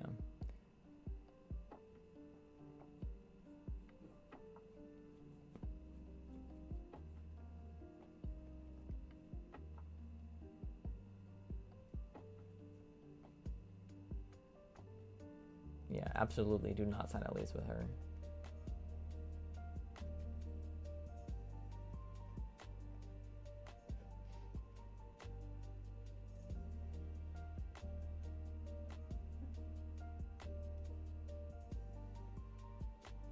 Ooh, more religion. I like those ones.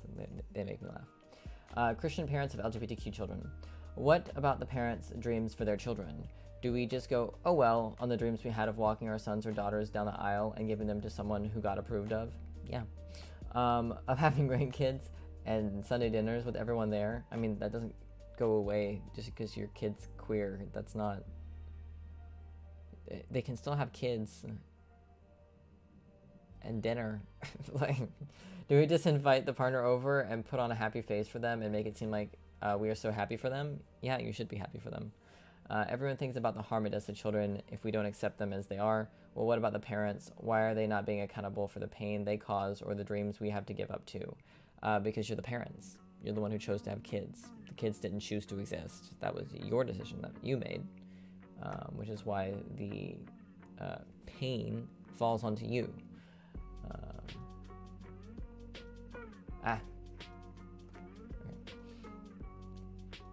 The comments are a war zone. I was pleasantly surprised to find people roasting her, but there were still too many that agreed.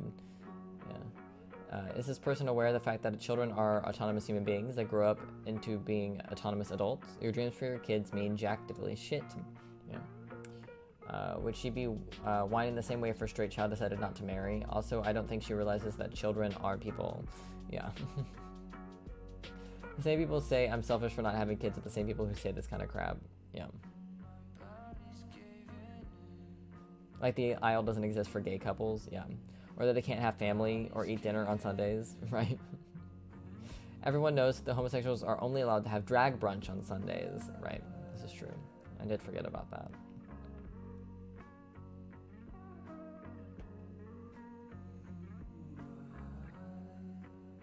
Her poor kids. Anti-vax. Things I don't do as a mom that would send all the woke moms into a coma. Let my son wear dresses, vaccinate. I mean, the lack of vaccination might send your son into a coma, but, you know, a little bit of smallpox might send him into a coma, but, you know. Encourage modern feminism. Let my kids choose their gender or pronouns. Send my kids to school. You don't send your kids to school? I assume you're homeschooling, because not sending your kids to school without homeschooling is illegal, so. See my kids live to adulthood. Think. See or talk to my kids ever again if they do live to adulthood. Not get sent to a nursing home.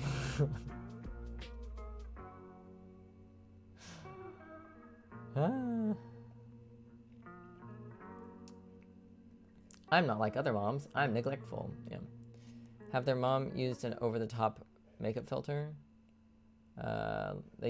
She's got bags, but I don't know if... I'm not seeing a makeup filter. Yeah, it's just a screenshot too. She forgot to put, I don't see my kid at 18. She probably isn't teaching them any life skills which will keep them dependent on her and afraid of the outside world. That's definitely possible. Why have children if you don't plan to do your best to keep them alive and healthy and won't educate them? They're either dead early or completely fucked over in life because they never got a chance to learn about it. I don't know how these people think this is a one-up moment. LOL. Yeah. Looks way too smooth.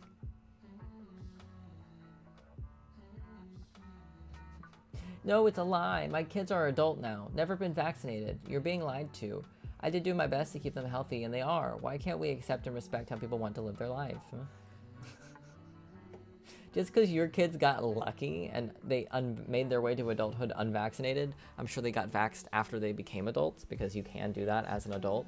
And plenty of kids who grow up in anti-vax households do, because they understand as they start to experience the outside world that vaccinations are good for you. But just because you got lucky that your kids didn't get polio at a young age doesn't mean that it's the right way to go, all right?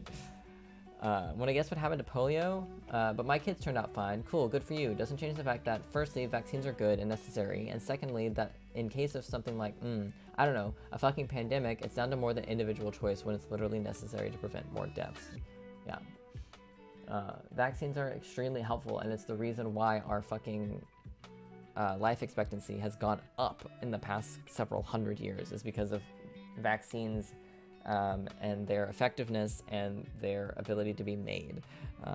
It's why we live as long as we do, because that's why the infant mortality rate is lower than it used to be, because kids aren't dying from stupid shit anymore because we have vaccines for them.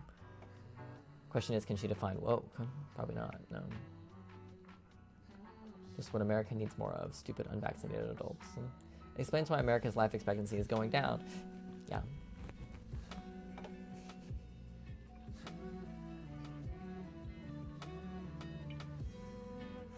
I can go into each of these points and explain the issue, but that's another time and another day. What I want to know is why she's confident enough to send them to school, of all things. The system is shitty, but you're still a parent. It's your job above all else to teach them life skills if that's what you're so afraid of. I'm sure she's homeschooling them and teaching them about the Bible. Yeah, it's illegal to keep your kids away from school. It's literally against the law to not educate them in some way, even if it's not good education, because there's a lot of religious homeschooling that is not good education. There's a lot of non-religious, non-homeschooling that's not good education, but legally in this country, you have to either send your kid to school or homeschool them. So, my son wanted a Barbie house 2 years ago. Guess what he got for Christmas? Guess what also happened? He played hard with it until he got tired of it and moved on to the next bigger and better toy like he does with everything else. Exactly. My nephew likes playing with dolls and strollers, so what's Santa bringing? Dolls and strollers. If he plays with them, he plays with them. Yeah. Enjoy your future stupid adult children living at home with you. Ooh, this should be interesting. I'm of South Asian origin, and it still shocks me that there's white folk who refuse to send their kids to school, knowing how poor kids in my quote-unquote homeland go through hell to be able to get an education, and how many cry because they can't. There's enough people back there who sent me videos of kids up trees or more precarious places trying to send a signal on their parents' mobile phone during COVID to get their daily assignments in. In some poor villages, there was only one TV, and all village kids gathered around to watch the lessons. In Asia, we know education is the way to a better life. The amount of people I know personally from back home who now work for NASA, have PhDs, are doing big things in, say, video games, etc. Quite a few of them are from middle-class families back there and didn't have microwaves or nice cars growing up. Now they're living the American dream. Not only them, I have cousins born in America who are now living the luxury lifestyle and quite rightly turning up their noses at us poors. A couple live in Beverly Hills and Malibu. Their kids are all busy becoming doctors and lawyers. None of them would get anywhere without an education, and it's always brought up because none of us can understand this whole anti-education stance so many white Americans have. In a way, it's great because it's less competition for those of us who want to succeed, but why take away your child's opportunities without even giving them a chance to try? Yeah. They homeschool, which is often subpar. This is true.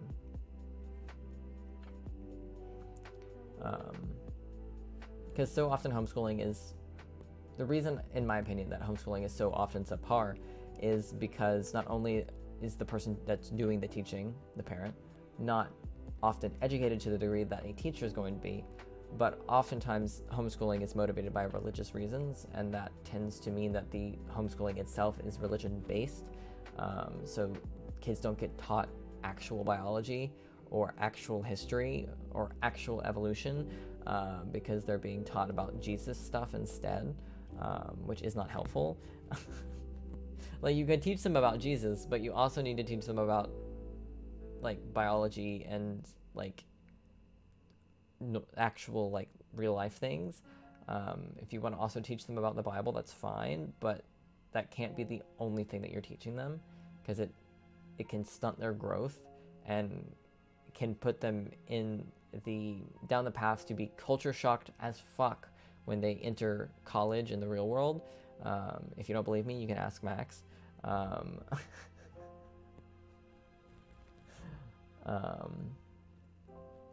But, you know, but what do I know? I don't have kids. And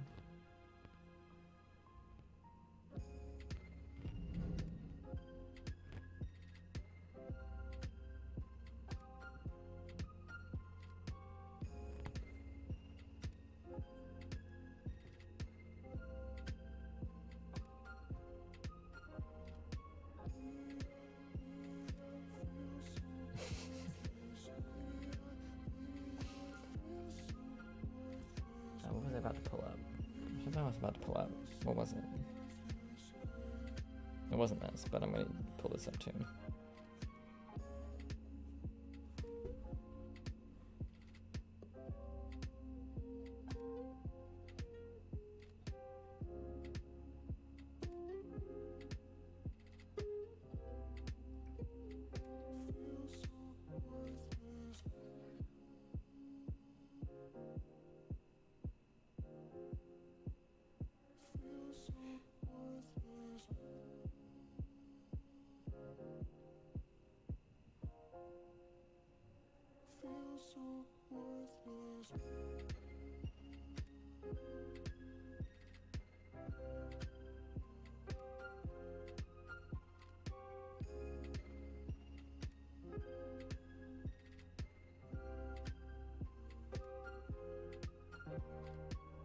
Yeah, I've got several things that are supposed to get here this week.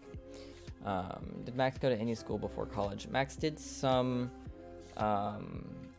stuff at the local, like, I don't know, would it be college? They did some stuff during high school age that was not homeschool based, if I remember correctly. Like Max did some like pre-college style courses at the local community college. There's the word I was looking for, where they were growing up. But I think that was really about it. I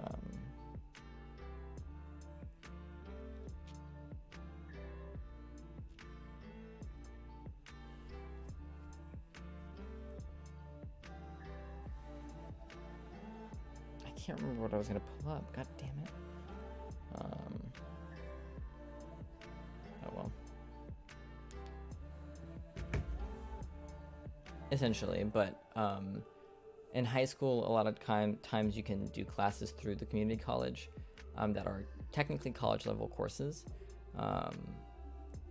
but they're usually cheaper to do them through the high school, through the college, instead of directly at the college.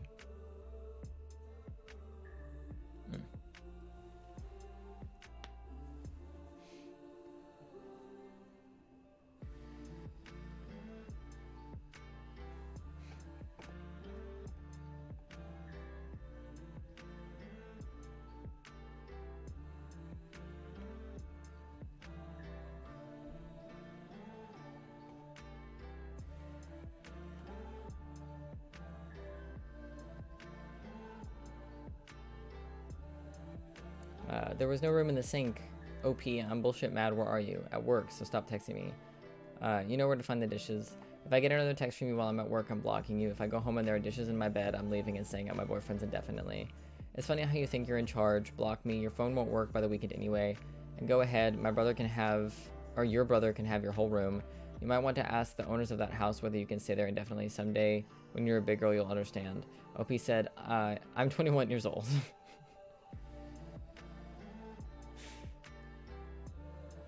This literally sounds like a child who just found a new swear but doesn't know how to use it correctly. Yeah, what the fuck is bullshit mad? What does that mean? Yeah, I don't think I've ever heard anyone say that.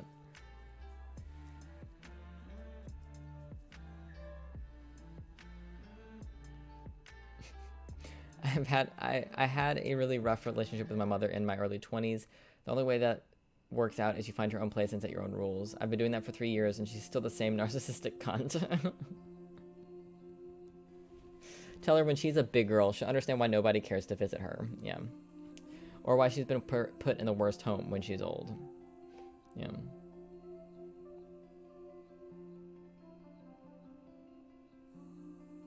Why pay anything for her? Old people can be homeless too. That's true.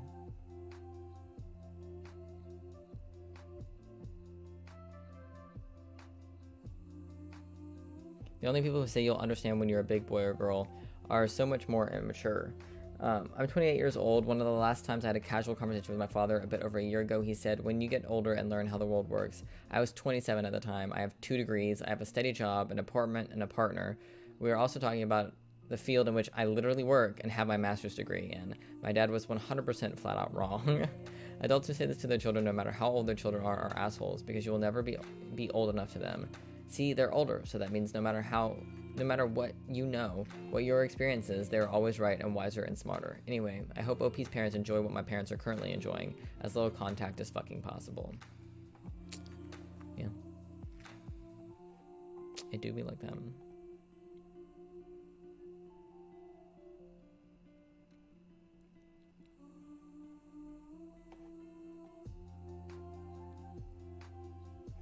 Look, man, all I wanted to show you was a kid's shopping cart I thought looked cute.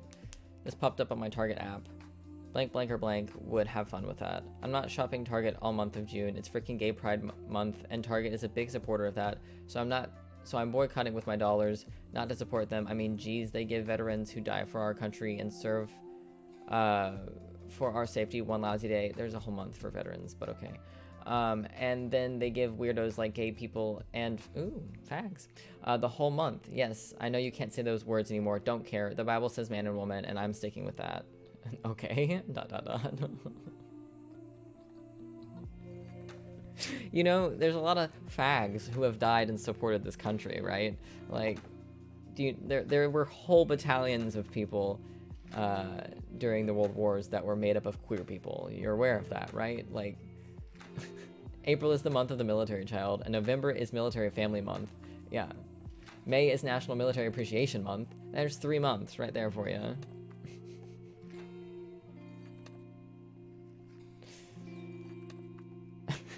It always cracks me up when people are like, what about our veterans? And then they don't give a fuck that the VA is is such garbage, and that the majority of our homeless people are veterans and queer youth. Like, they don't give a fuck, and it's like, I can't imagine the blood pressure of these kinds of people are healthy, right?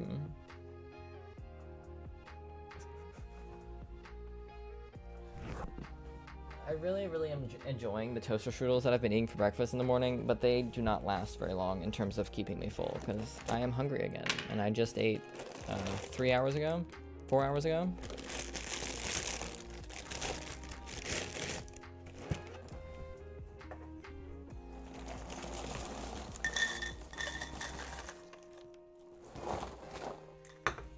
Cheese it time.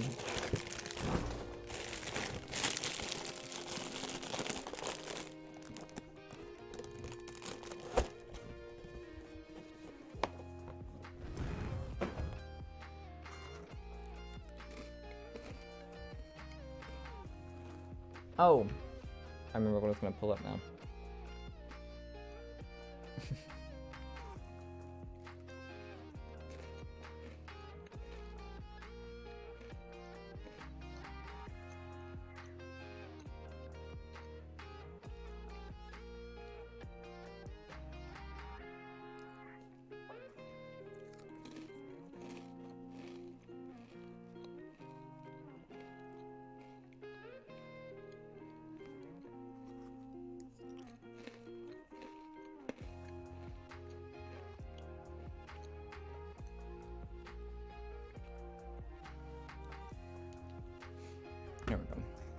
Thank you for buying me dinner, Jimmy.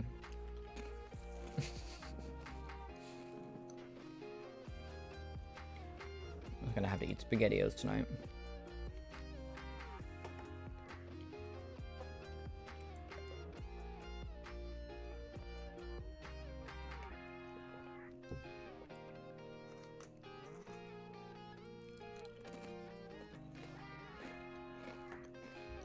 Yeah, the military discount is a thing here too. I don't see it as often in a lot of places anymore though.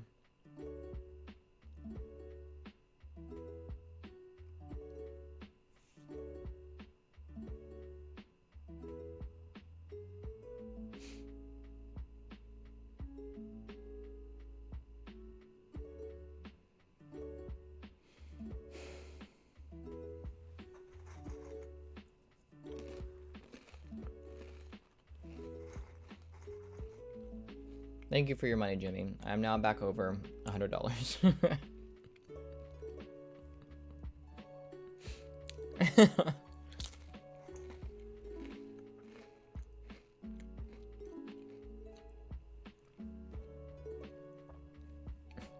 I would love to get my refund back, because then I'd be at $300 and I'd be more than happy, and I'd be completely fucking content with that. I'd be super comfortable with that, despite the fact I have under 100 in my savings account. But whatever. I'll call them tomorrow if it's not in my account when I wake up and be like, hey, where the fuck is my money? I never have this issue, so I'd really like to know what the fuck's going on, because I saw the invoice from Dropbox's side of things, and they have the invoice that shows that they sent the money back to me, so it's on my bank now. It takes 5 to 7 business days for merchant refunds to show up or whatever. Okay, we're on day 8, bitch. Where the fuck is my money? Yes, me too. I am also looking forward to that. By the end of the year, I'll have Max paid off.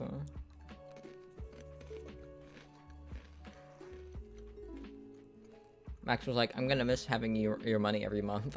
And I was like, I bet you are. Because the money I send Max every month covers their payment towards their student loans, so.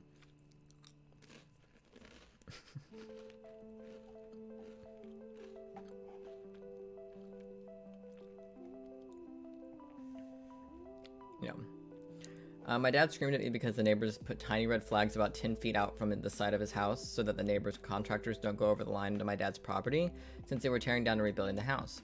He stripped them out 4 times the other morning. I was half asleep, so I didn't answer the door, but I knew it was them because the flags were back in the ground and they were working on it again. Probably to ask if we were ripping the flags out. I tried explaining to him why they need the flags in the ground, but he said it doesn't matter. They don't need it. Who cares what it belongs to? I'm like, legally they need it. Jesus Christ. But also, they're there so that they don't get onto your property.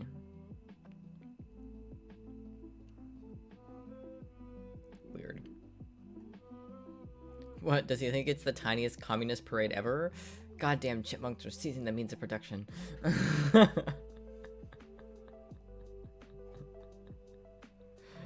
Yeah, Max only notices it, though, because they put it towards their student loans. King baby strikes again. Okay. Mom. Here you go. Wow, Charlie's test scores are amazing. Tell her how proud we are. I do have to say that picture of Charlie looks just like me. Love y'all. Aren't they? She's so smart, and yes, she definitely looks like her Meemaw. Love you too. Thank God she doesn't look like you. That would be embarrassing. Way to go, Charlie. No college, and you are already smarter than the goddess of everything and absolutely nothing. Looks like you got hijacked again, Mom. The girls and I love you so much. You know the drill. I don't accept any verbal abuse anymore, so I'm going to block my number again from this line. You know how to get a hold of me if you need me. Wow. Jesus Christ. My mom's birthday was the 11th, so I unblocked her so I could wish her a happy birthday, but I forgot to block again, and this just arrived out of nowhere. Jesus Christ. What a jackass. Yeah.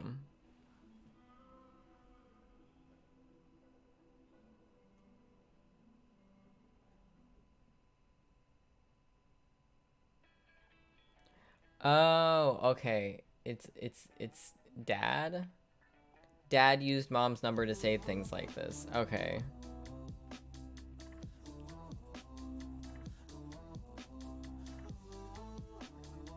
Meemaw looks like her Meemaw, and then dad said, "Thank God she doesn't look like you." Looks like that's what OP meant by looks like you got hijacked again, mom. Even more wow. Jesus Christ.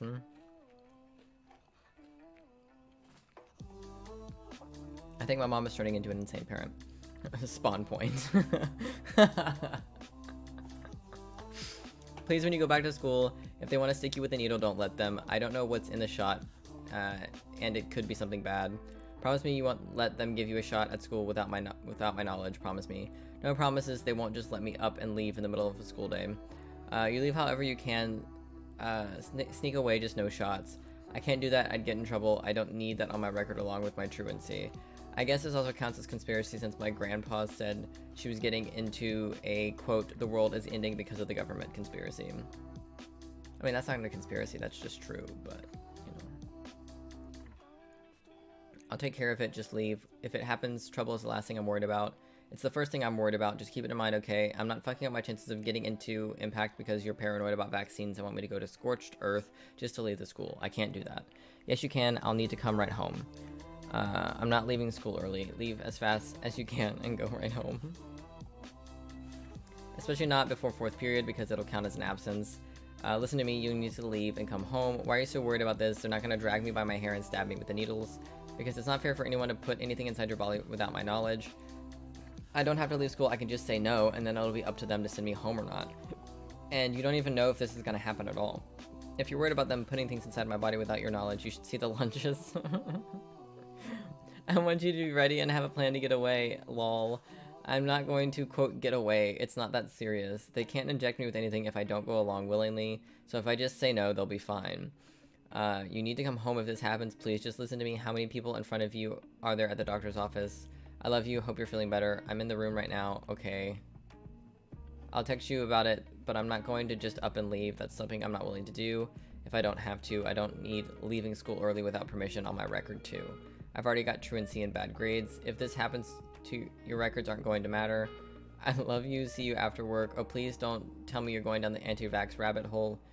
You're on your meds, aren't you? You'd better be on your fucking medicine. I don't want you losing your shit over some doomsday bullshit that's made up by some crazy people on Facebook. Huh?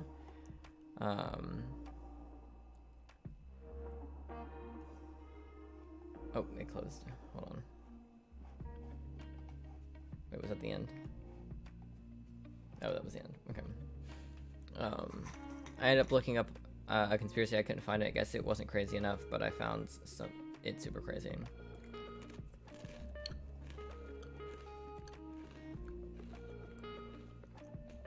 Yeah, if you're worried about putting the things inside of my body without your knowledge, you should see the lunches. Banger of a response. Absolutely.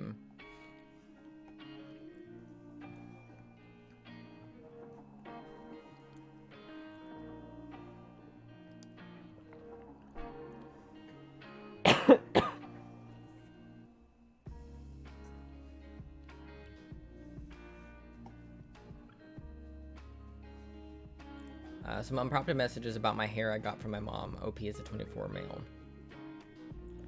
I want to make myself perfectly clear to all residents of blank beginning at 12:30 p.m. September 6, 2023. I will not acknowledge nor speak to anyone who has allowed their personal hygiene to reach the depths of disregard and disrespect for oneself and others with allowing your mop of disgusting hair to reside as it does. It speaks volumes about you and your lack of self-esteem to care enough about yourself to be presentable. Absolutely unprofessional on every level. It is beyond all aspects of decent humanity. Announcement made loud and clear. This includes being seen in public, in the presence of the disrespect of oneself. There has been more than enough time to figure out a plan to get things scheduled and executed and fucking done.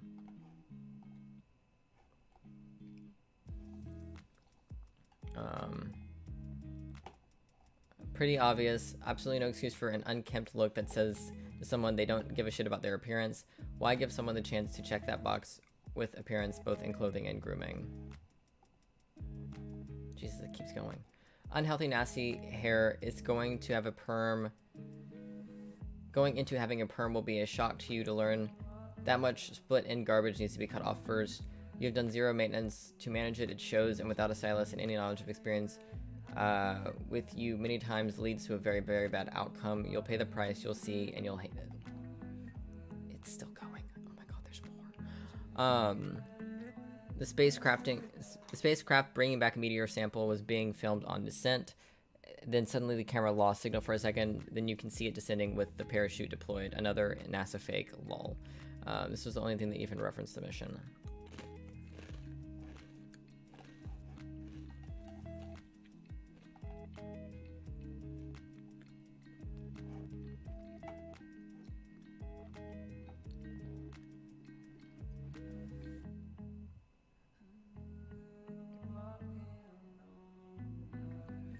How does 2016 equal 216 equals 666? I'm confused.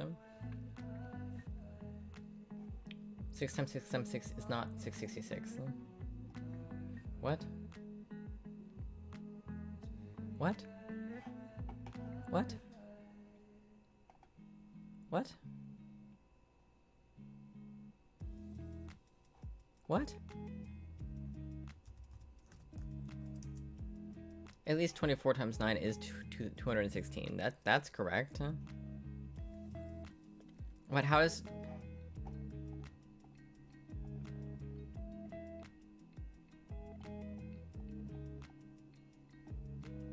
Okay, 6 times 6 times 6 does equal 216. But 6 cubed is 216, but 6... Is it just because it's 6, 6, and 6? Is that why? Okay. I love these people. They're so wild. I think the letters mean numbers, yeah.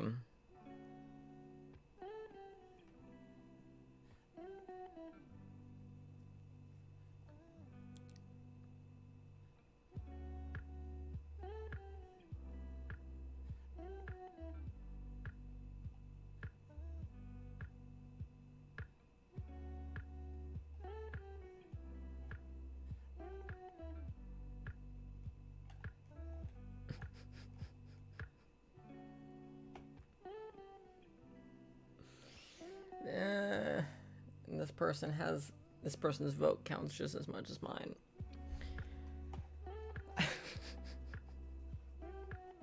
Perms are very hard on your scalp and can fry even healthy hair. Many people experience hair loss from them. Hope you have a very knowledgeable, experienced person, and if not, you will regret it, guaranteed. Any curls will shorten length by minimum 3 to 4 inches. They are not the answer for receding hairline. I will guess your consult answered those questions. That's insane, Jimmy.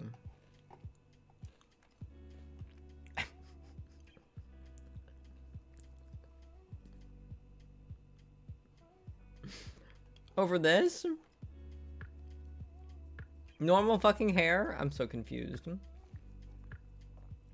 I received the first 2 screenshots worth of text this morning, and after I got them, I decided to book an appointment to get a perm at the local salon next week. Suffice to say, she had problems with that choice as well. True to her word, we haven't spoken or interacted at all in person today, but that hasn't stopped her from texting me her opinions. Reading these texts made me think your hair was knee-length, tangled, and weeks unwashed. I gasped at the last picture simply because it looks so normal.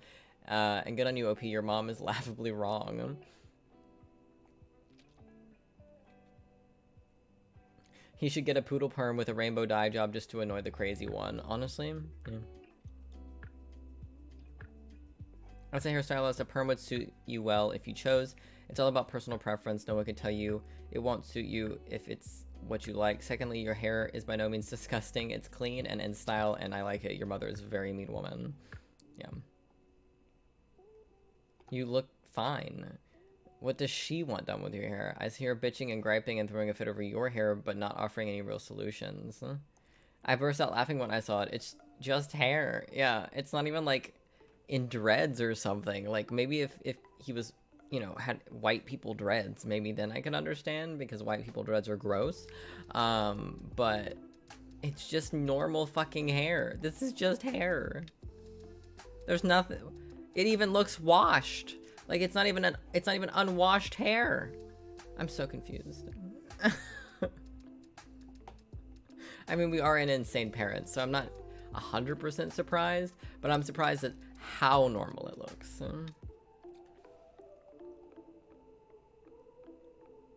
No. No.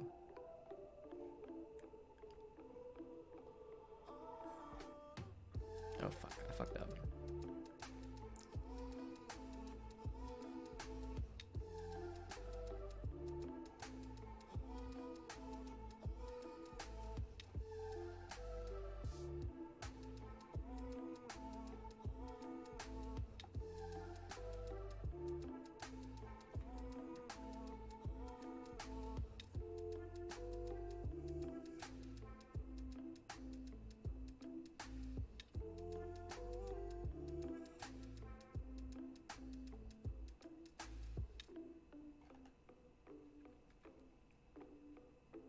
Can we go back to the thing, please? Thank you.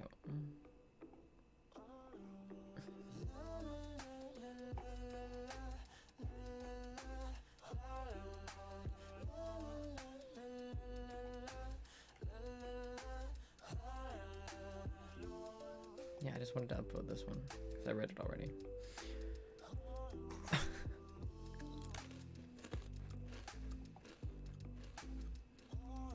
My sister and I work together, and my mom expects me to go in for her whenever she doesn't want to.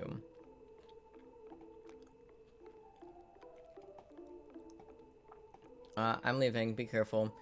Does she know I'm not working her shift tomorrow? If she's sick, you need to. I said this morning that I'm not going tomorrow if I went today. Why don't you want to work? You only have those 2 days. You need to discuss it with her. I don't know. Don't have an attitude, though, when you do, please. It's okay, it's nothing to cry about, and it gives you extra money. Insurance comes out next week. I love you. Don't be upset. I wouldn't mind if you didn't work tomorrow, but she isn't going camping, I don't think. She's still sick. Why can't she just call out? If she wasn't sick, it would be different. I don't know. It will be okay and looks good on you for going in. It's not different. I work her shifts all the time. Yeah, she can just call out. What the fuck? You told me this morning that I wouldn't have to go tomorrow if I went today. I said if she's not sick tomorrow. I don't know why you don't want to work if they don't schedule you. I'm tired of working for her because she's decided to do something else. Why can't she just call out? If she wasn't sick, it would be different. I don't know. It will be okay, and it looks good on you for going in. It's not different.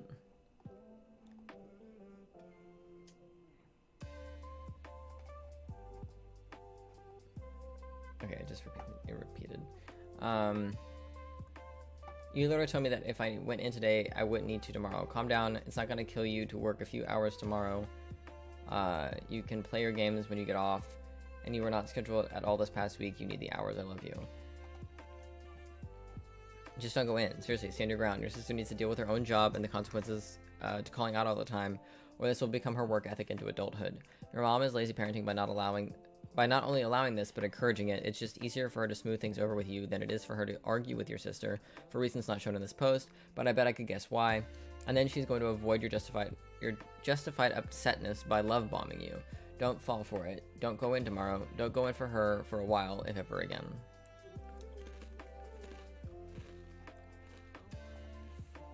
Yeah, she's orchestrating it. I know she went camping. She made a bunch of noise leaving this morning. I'm still in bed and I'm waiting for mom to come try to drag me out. I really don't envy people who live at home with parents who act like this.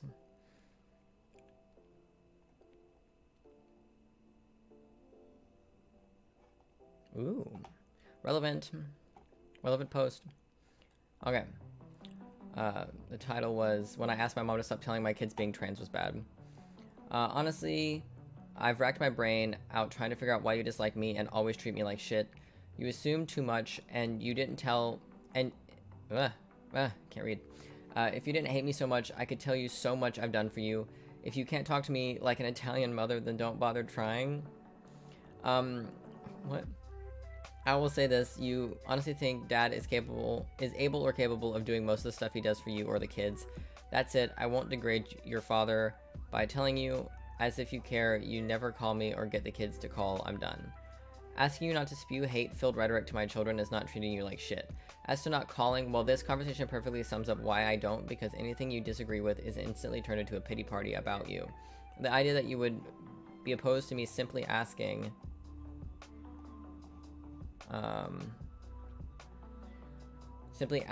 that my children not be exposed to whatever form of bigotry you're espousing at the moment is appalling. Have you ever stopped to consider if there's a 0.0000001% chance one of them may grow up to be trans? I don't want them to feel uncomfortable or unloved because they had to hear shit about it being, quote, bad from their grandmother. It's that simple. You don't have to worry about me contacting you. I won't. I have been subjected to your outlandish tantrums my whole life, and I don't need them. Good on you. What was her response? Ooh, tasteful. Wow, you sure took no time at all to compose that. I'm anything but hateful and rhetoric-filled. I certainly wasn't speaking of just this certain subject. It was generalized over a long period of time. Can you ever think of any time I've taught your children anything hateful?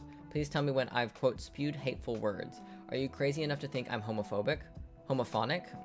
She's homophonic, guys. I worked with gay and trans sixers at Starbucks. Okay, you can still be homophobic and transphobic. We still talk on the phone. You can still be homophobic and transphobic. You have a gay cousin and one cousin currently recovering from surgery that is becoming male. What I referred to in YouTube was an insult to any sexual preference. Perhaps you should reread your text. Have I ever talked to you like that? Have I ever been a raving maniac with your children? No, but you have wrote that to... Yeah. This is a painful text to read because it's so poorly fucking put together. That to your own mother, I hope and pray you never feel the pain you've given me by your children. I, 43 male, dropped my kids 8 and 10 at my parents for the weekend. When I went to pick them up, they started asking me all kinds of questions about why people are trans, etc., and I immediately had to contain my rage because I knew my unhinged, narcissistic mother had said or done something inappropriate. And for context, I'm a straight male, no real strong beliefs about anything except I've always raised my kids to be kind to everyone, and I absolutely refuse to have them taught to be hateful to any specific group of people for any reason. I've talked to them many times about simply supporting other people by being compassionate, and this is yet another situation where it is easier to explain to an 8 or 10-year-old that their boomer grandparents are just ignorant and hate-filled than it was to have a simple conversation with my mom saying stop saying hate-filled things around my kids. As usual, she blew up, and I have since gone no contact with her. Oh, and lovely side story, after these texts, she took my crippled father's phone and blocked my number so I couldn't contact him.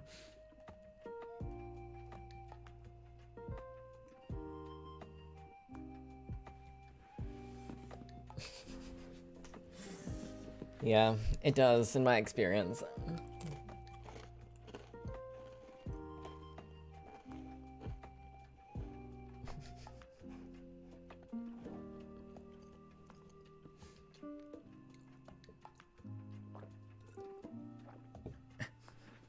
People are wild, dude. I love it. Talk to me like one of your Italian mothers, Jack. Also homophonic, yeah. Recovering from surgery that is becoming male. How do I become male? Just put a stamp on your forehead and sit by the mailbox when the postman comes. Back in 1913, the postmaster made it official that children could no longer be sent by parcel post. It doesn't say anything about adults. My favorite thing homophobic people say is, I have gay friends, as if it makes it all better. My parents have a gay daughter, but it doesn't mean they like or support that I married a woman, right?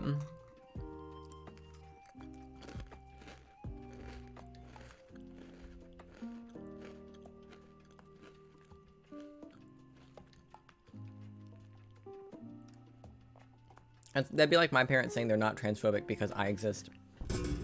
Like, yeah. And you're transphobic towards me. What do you mean? Oh,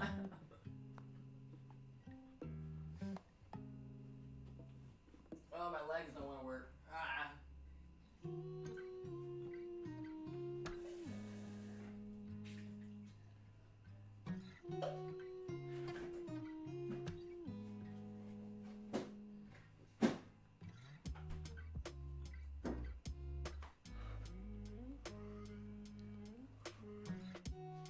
Sorry, my throat's a little itchy and I'm out of drink. I need to go get something that has a little bit of a kick to it.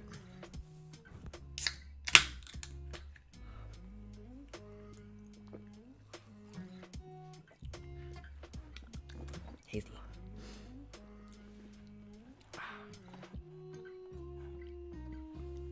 Well, now that I can afford dinner, I wonder what I'm gonna get for dinner tonight. Not sure. We'll see.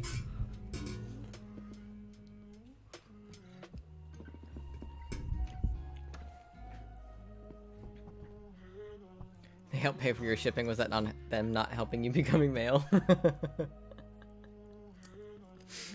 True.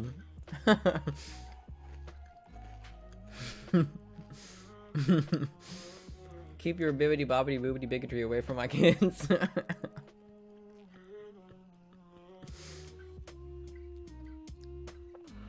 Not the homophones.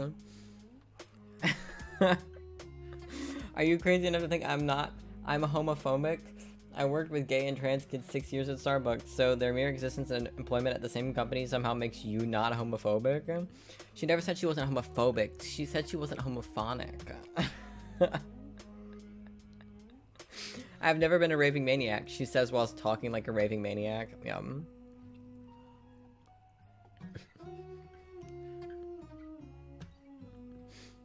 "23 and can't spend time with boyfriend without dad constantly threatening to come to his house. Can you stop fucking and reply? That's okay. My phone was on the charger and my sound wasn't on. I was watching a movie. Why do you have to stay over at that boy's house late, damn near every night? This ain't helping you in life. This your last night staying out late with him, okay? If you not come home in the next 20 minutes, I'm coming there to get you. I was spending time watching a movie with my boyfriend. Phone was charging across the room. Came back to this. He has popped up before and complained to my boyfriend's mom about her allowing me to stay over late and insulted her parenting, which resulted in her making me go home at a respectable time. I feel like I'm being treated like a little girl in middle school." 23. An adult. Even if OP was 15, his comments are inappropriate. Yeah.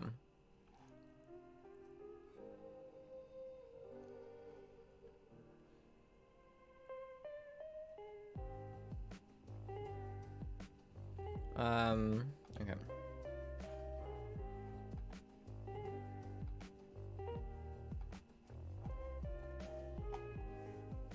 All right.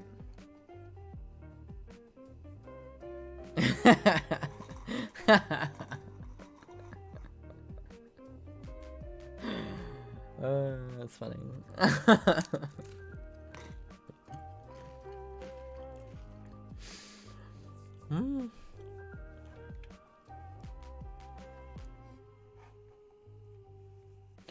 Let me join the narcissists one. It won't let me.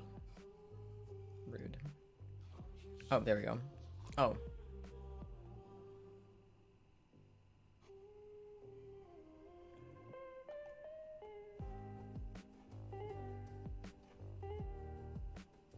Why?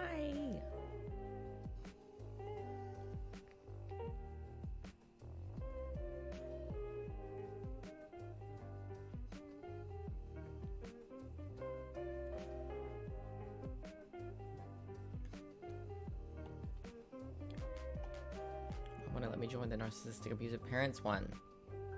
That's what I want. Let me in.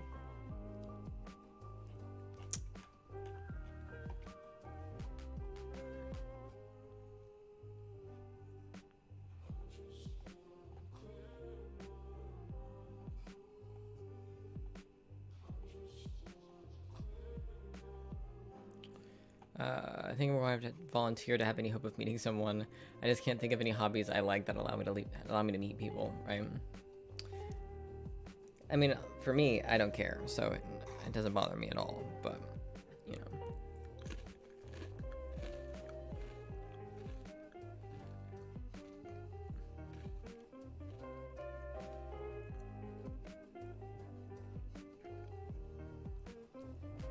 Mom didn't get to rent the van she wanted. Sounds perfect. I'm going to look into renting a van. I'd rather drive my car.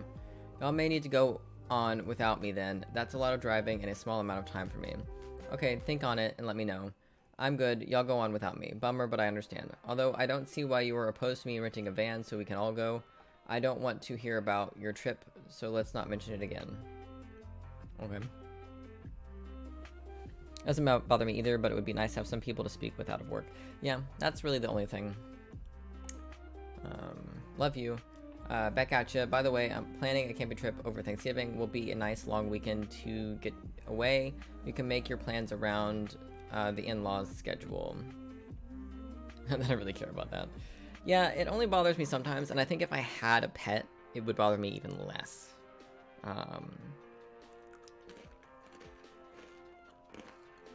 But as we've discussed, can't really get a dog right now. I already told you I was hosting Thanksgiving this year. Have fun camping. But thanks for being so thoughtful. I really appreciate that you got mad at me, so you decided to withhold your presents. No need for anyone to stress, and you're welcome. My gift to you. What's stressful is you using your presents at holidays as some kind of weird bargaining token when you get upset with me. It's genuinely hurtful. I started thinking about last Halloween and the drama I caused, and then the drama I caused Thanksgiving before that. I'm just not going to do holidays. Last Thanksgiving sucked, and I think it would all around be better if I just do my own thing. You always have a good time with in-laws and will be in good hands, and the kids enjoy the time with their cousins. I am pissed and hurt, and we'll get over it. Kinda sucks that we were planning a trip that I got bummed out of. I will get over it. We just won't travel together, probably for the best. I'm going to bed. You have a great evening and enjoy your week. Let's face it, I get on your nerves, and I don't like being on the shit end of that stick. We will have a much nicer holiday season without my ass in the way. And I was excited to take my grandchildren to visit my mother for the first time, but hey, what the fuck does that matter? Fuck it all. I'm tired of being accommodating to everyone and not being appreciated, so everyone just needs to do their own damn thing from now on. Some of this verbiage sounds familiar to me. My mom has a history of controlling transportation, so I will never allow myself to not have my own vehicle and be at someone else's mercy if things go south. For added context, my grandmother lives 10 hours away, and my mom wanted me to take my kids 6 months and 3 years to go see her. My mom will not fit comfortably in my car with my husband in both car seats, so she would have to either drive separately or fly up. She's sick of being accommodating to everyone else. Gee, I wonder what would happen if she actually tried to be an absolute insane pain in the nether regions. May I never see the day. My mom is always on my case. As I say, I need to get my own place next year. Then other plans come after that. But in the meantime, it will give me a bit of variety in life. Yeah.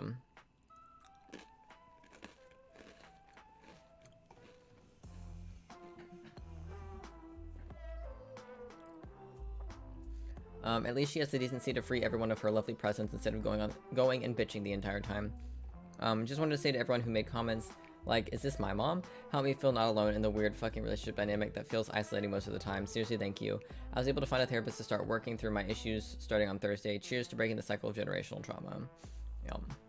I think if we go through the narcissistic parents one, I will have a lot more to relate to.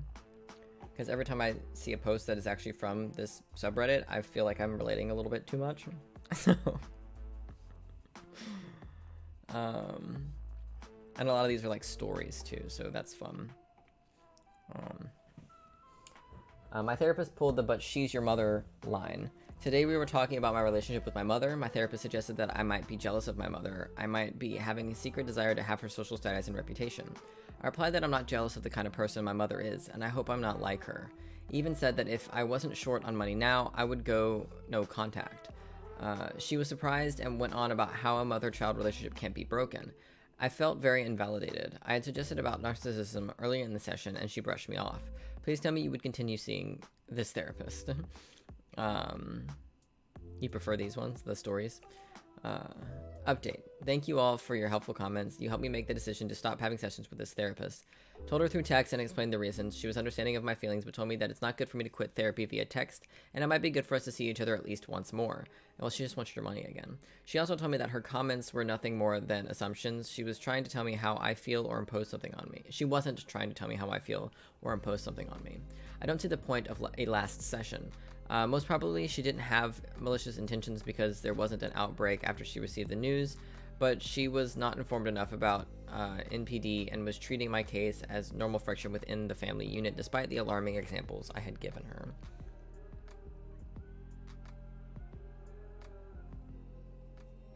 Narcissistic personality disorder, in case you aren't aware.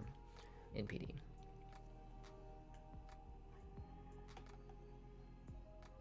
Yeah. We can actually just look at the top of all time.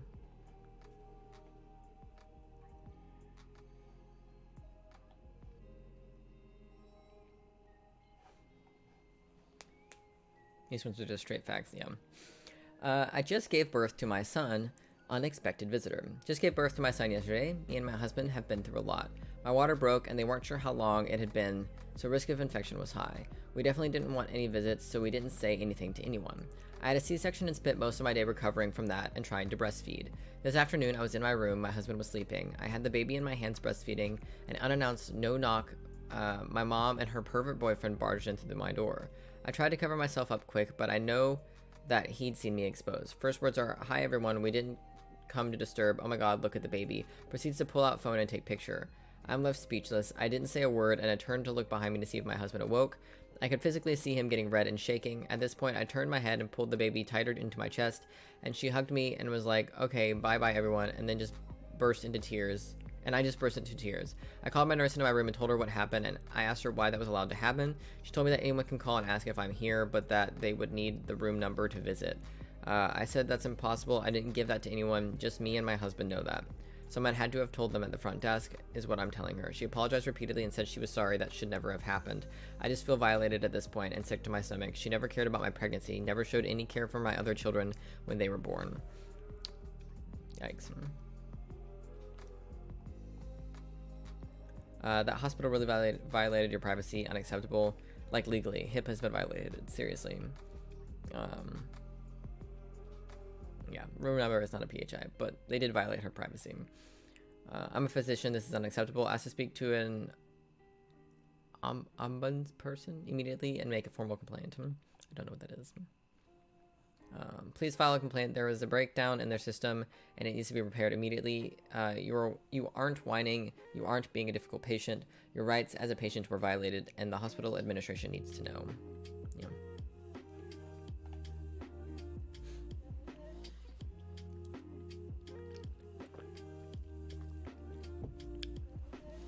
All right.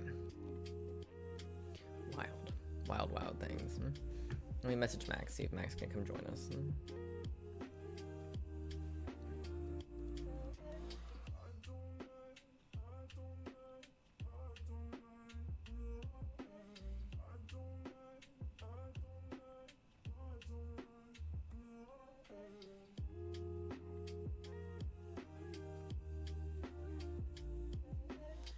I should have messaged Max earlier.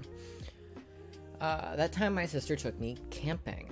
I grew up in a household with a narc dad and a borderline mom who often left us for long periods of time to do God knows what. When I was 12, I learned that I had a half-sister who was 17 and living in another town a few hours away. She had problems in her house too, although mainly economical problems, not actual neglect caused by ill will. We wrote letters to each other, and in one letter I shared with her my fear of long summer holidays. Being stuck in the house without even school to escape to was hell. She made a promise to come and save me if it got too bad. Just let me know and I'll find a way to help, she wrote. That's awesome.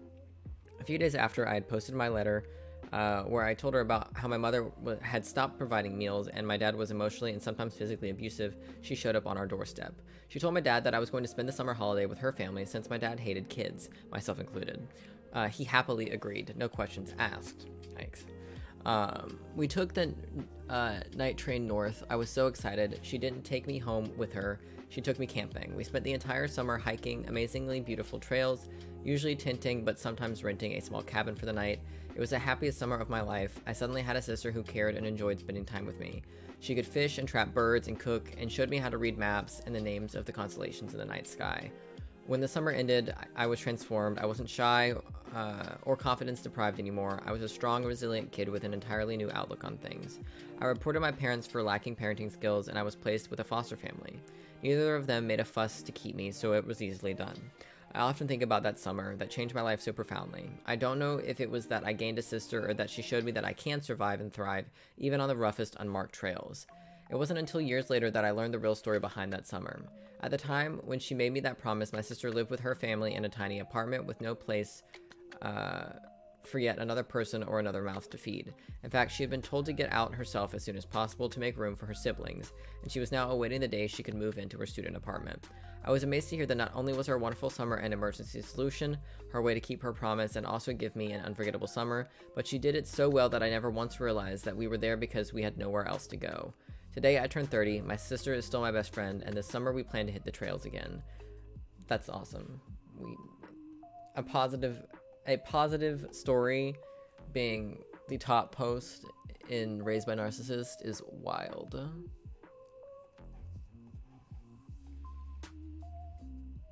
I loved reading this story. I have 2 older sisters who have saved me several times throughout my life as well. My father was physically and emotionally abusive, and I can still remember many times where my sisters put themselves in harm's way to keep him from hurting me. It was Christmas sometime in the early 90s. He was mad, like always, and backed me into a corner. My sister saw it happening, ran to me, and blocked him from me. She knocked me over and covered my entire body with hers, kind of like a mama bear covering her cub during a snowstorm. Instead of letting him hit me, he hit her. I remember her crying into the back of my shirt as she continued to cover me from him. I felt horrible while it happened. She picked me up and told me she loved me and that she would always protect me. Our bond is strong. The only upside to living in an abusive household is it bonds siblings far more tightly than in a loving one, but only because of trauma. We love a trauma bond.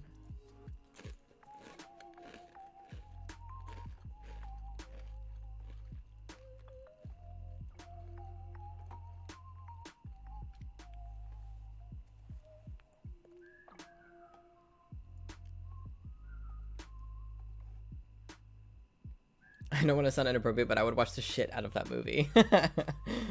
That's an Oscar bait level feel good story. OP should definitely look into writing it down. Yeah. It won't let me like the comment.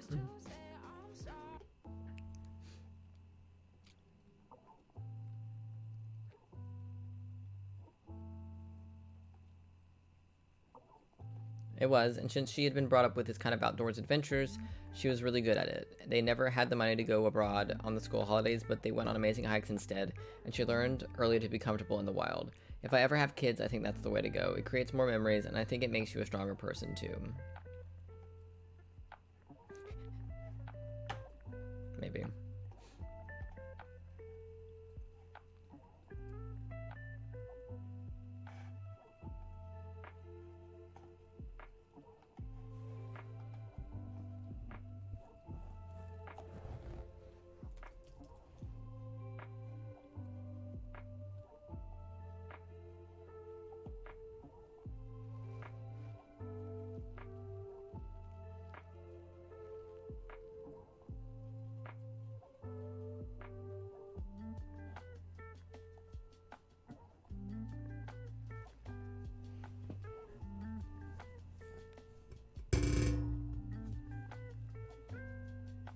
I don't know why this thing is so loud sometimes.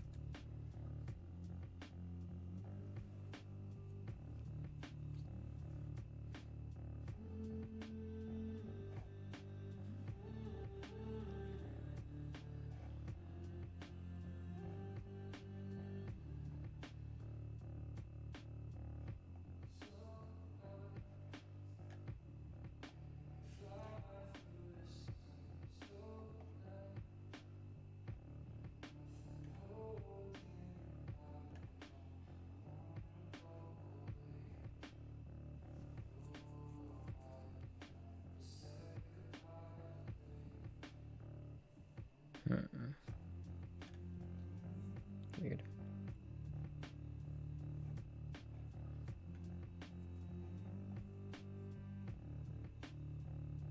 Yeah, must have been that.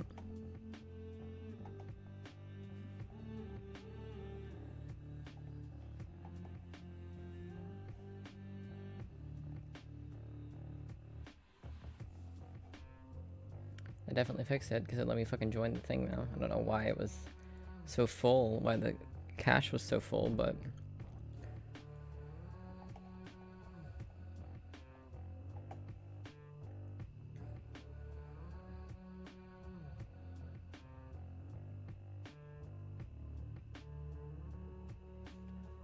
Abusers be like, I don't remember that happening. No shit, Sherlock. For me, it was a formative memory that forever changes the way my brain processes information, and for you, it was a fucking Tuesday.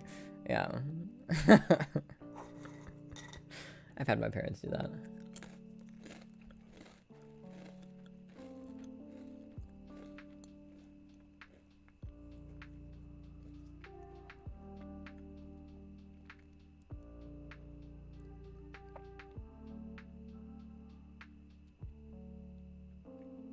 People go to their family when they're sad and rely on them for support? What the fuck? Moving out of your parents' home. Financial stability, 1 star. Mental stability, 5 stars. Yeah. True. People in therapy are often in therapy to deal with the people in their lives who won't go to therapy. True. You're so polite. Thanks. I was raised in constant fear of upsetting people. Max, is that you?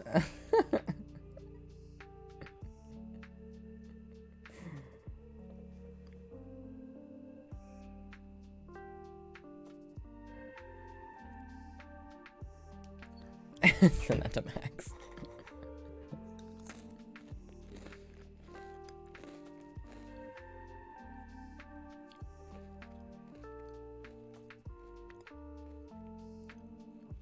Stay away from people who think you're arguing every time you try to explain yourself. I live in their house. Yeah. Eventually, you just accept that there's no point. I did. I got there eventually.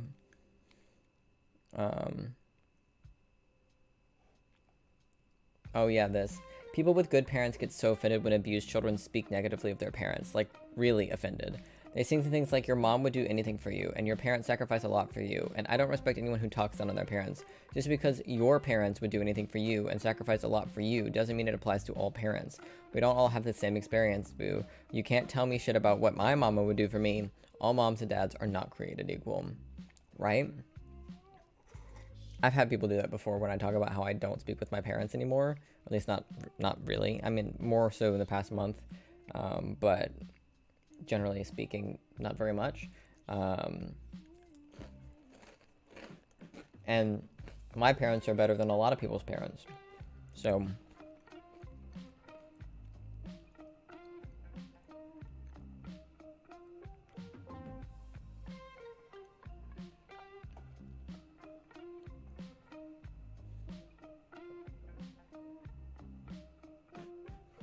how your children treat you when they're no longer obligated to listen to you is a direct reflection of your parenting skills and the impact you had on them as a human. Yeah, I mean, I didn't really speak a lot to my parents after leaving their house, like just going to college, but that's just because of how I am. And then that decreased even more so once, 3 years ago when all this happened. Well, more than 3 years now. It's closer to 4. Because, well, no, it'd be 3.5. Because it would have been March. It was March of 2020. And then I started T in October of 2020. So, yeah. So March 3 years ago was when it really went, like, when it was kind of no contact both ways instead of just no contact on my end. Even though the no contact wasn't like, oh, my parents are awful and abusive, so I'm never going to speak to them ever again. That wasn't really the reason why I didn't really talk to my parents then. I'm bad at long distance communication, so if I'm not interacting with them on a daily basis, I don't think to contact them. But then when they found out that I was trans and stuff like that, they went no contact with me. And so I went no contact in return. And before that, we were already kind of strained because of like other little disputes and stuff we'd had while I was in college. Just like little things of them like disrespecting me and treating me like a child. despite the fact that I was in college and living life and doing things, even though I wasn't like, I'm not a full-grown adult or anything, but you know, like just like talking shit about things that I've asked them not to and things like that. But I didn't go no contact until they were like, oh, we don't want to speak with you. So it kind of went both ways at some point. So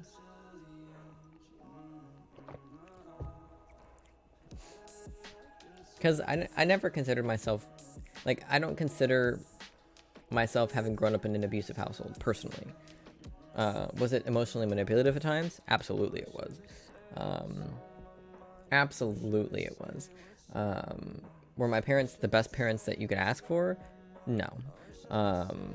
You could definitely have asked for better, but, and I would say my best friend probably had the best parents you could ask for. But at least from my perspective, of course, I wasn't their kid, actually. I wasn't actually their kid, so harder to tell. But, you know, but I definitely didn't have the worst parents you could ask for. Not even close. So, and I still don't, even though they don't really interact. I still don't even have the worst parents, because my parents still send me birthday presents. They still can have and conduct themselves pleasantly in my presence, which a lot of people don't have. Yeah, definitely it was better before, before I was more self-aware, before I was more aware of what emotional manipulation looked like, and before I discovered who I was as a person. Absolutely, it definitely, like, I grew up fine, you know what I mean? Like, I don't look back on my childhood and see it as a trauma-filled childhood. That's not what I see when I look back on my childhood. Granted, there's not much memory from my childhood, so there's not much to look back on. But then I read posts and stuff in, like, Raised by Narcissists, and some of the ways that these parents talk to their kids sounds very familiar to me. But just because of the way that I am, I don't, like, it doesn't really affect me the same way I think it would affect normal people. For whatever reason, like, the abuse and stuff, or neglect even, like, whatever you want to call it, that I might have experienced from my parents growing up hasn't affected me the way that you would expect it to affect most people, for whatever reason. So, like, because Max tells me all the time that, yeah, absolutely, you grew up in an abusive household, but yeah, exactly, I'm not emotional enough to really pick up on it, and I don't hold grudges, so it's hard for me to care even if they were abusive. Like, I don't care. You know what I mean? Like, it's not only just because of of how I exist, but also because of the way I look at the world, and my philosophy on existence is, it already happened, so there's nothing I can do to change it. So why spend my time worried about it or thinking about it, you know? So, you know what I mean? Like, I can't go back and make my parents treat me better when I was a kid, you know what I mean? So why bother worrying about how they did treat me when I was a kid? You know? So I think if a normal person, a normal as in, I don't know, just normal, a more normal person experienced my exact childhood, maybe they would feel differently. Maybe they would need therapy to talk about their relationship with their parents. But I don't feel like I personally do. I feel like I do just fine without them. So, I mean, it'd be nice to have some financial support, but, you know, you just forgot it. It may have been annoying for a short while, but give it a month and you've forgotten 90% of the hate. Exactly. And because this has been close to 10 years ago now that I was living with them, even more so gone.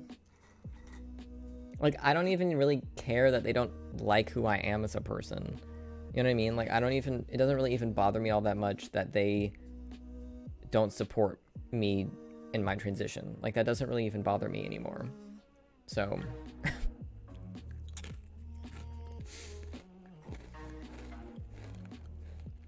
because, like, I'll tell people that I'm kind of no contact with my parents, or that I just have a business relationship with them because they don't support the way that I live, and they're like, oh, that's so sad, and I'm like, yeah, not really, it's their loss, like, I don't really give a shit.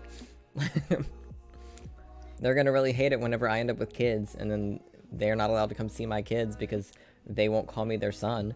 You know, like, that doesn't affect me. That affects them. You know what I mean? So, like, it is what it is.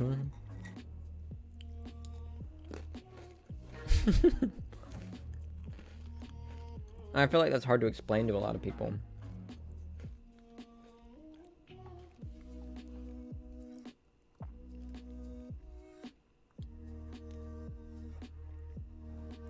Babe, you're not an empath. You have PTSD from an unstable household and are sensitive to emotional change as a defense mechanism. I suppose you enjoyed your younger life, but you now see yourself as a grown-up, so you're now just by yourself, just your way of looking on life. Absolutely, yeah.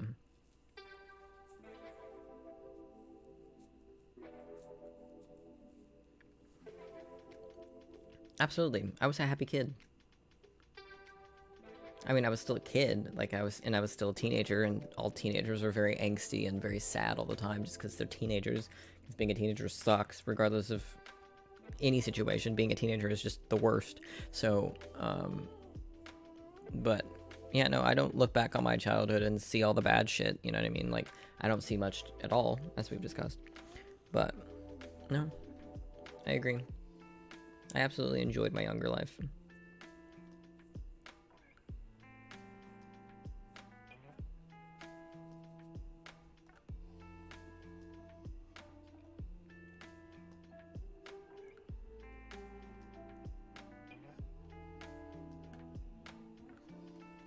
I thought this was normal. I'm wondering why I hate staying with my mom.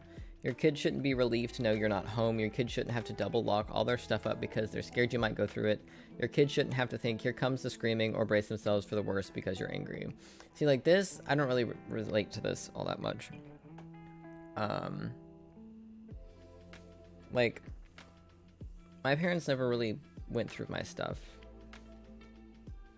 Maybe because I never gave them a reason to. Like, I was very much a rule follower as a kid. So, I don't relate to this post, for example. Yeah. And I just think that's hard to explain to normal people. Because they can't imagine, like, not caring that they can't speak to, that their parents don't speak to them. You know what I mean? So many people can't fathom that. A lot of parents were their child's first bully. Absolutely. There's so many people out there whose parents were the first ones to remind them that they are fat, too skinny, too dark, hair is nappy, etc. Parents who basically picked on their kids and disguised it as tough love. I mean, that's how I grew up. I grew up with parents that poked fun, but we were allowed to poke fun back to a degree. But absolutely, my parents were the first ones to tell me that I was weird. My mom absolutely made me feel uncomfortable about the body that I had.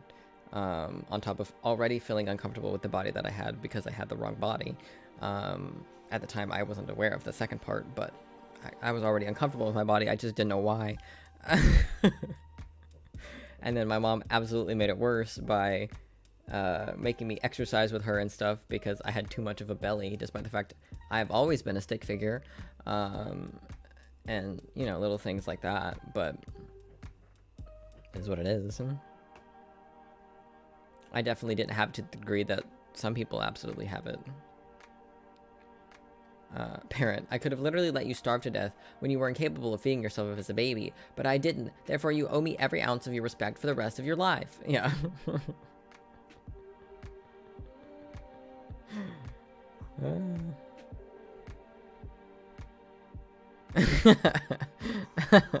I mean, I could use the exercise too. I'm not fit, but I'm skinny, so it's not as noticeable that I need exercise. I absolutely need exercise because when I stand up to walk across this room, I almost fall over because my legs are so stiff and in pain from my work weekend. So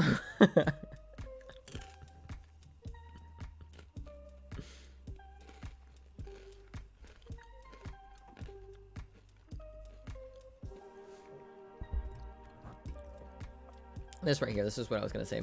Sometimes you don't actually know how traumatic something you went through is until you talk about it like it's just some random anecdote, until you realize the table's gone silent and your friends are all staring at you like, what the fuck? Because, like, that's happened to me before. Pilates, absolutely. I really need to stretch a lot more often because, oh my god, my body is stiff. But I hate movement. I don't, no thank you. Sitting. Only sitting. Is there Pilates I can do while sitting? Because, like, I say that I didn't grow up in an abusive household, and then I talk about my childhood, and Max will be like, and you say you didn't grow up in an abusive household? And I'm like, no. After I've just recounted an experience of abuse. You know, like, it's one of those, like, I look back on it and either I don't care, or I look back on it as normal, or I look back on it as normal because I don't care. So, you know, all my family does it and their weak leg muscles have improved. Well, it's not that my leg muscles are weak, it's just that they're exhausted from, it's really more the bones than the muscles themselves. I mean, I'm not, like, very stretchy. I can't touch my toes, for example. Like, I mean, I can touch my toes, but I can't, like, bend over and touch my toes. I'm not flexible in that, but I've found some easy little exercises that can be done that take like 60 seconds that you just do it every day, and it slowly stretches your hamstring and stuff out so that you can do that. And it's not really like a intensive thing. It's not really something that necessarily impacts my daily basis, because most of the lifting I do at work, I have to do a partial squat anyways, because what I'm picking up is too heavy to just bend over and pick up. But it's more of, I think, exhaustion. And because I don't consistently do that level of physical work throughout the week. Like, I feel like if I worked out on a regular basis throughout the week, the discomfort that I get after a work week wouldn't be as noticeable, because my body would be more used to it and more fit overall. But that sounds like a lot of work. So I just can't see myself at Pilates. Yeah, me neither.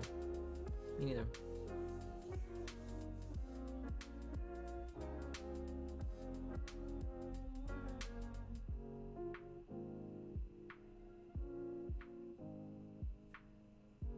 I can't see myself doing Pilates. I can't see myself at a gym. I've got a weight set. If I'm gonna work out, I'm gonna do it right here in my living room. My dad goes with my mom. He stayed going even without her, as it solved his injury. Well, that's nice. I mean, yeah, I've only heard good things about Pilates. It's just, I hate exercise with a passion. I don't like exercise. Like, some people's passion is exercise. My hatred of exercise is my passion.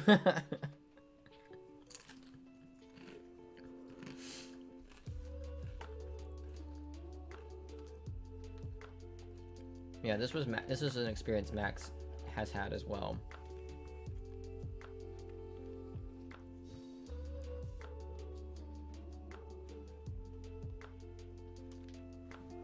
Max has absolutely done this, because Max will recount shit that they had in their religious upbringing, and I'm like, I'm sorry, y'all did what? Like, like, that's not normal.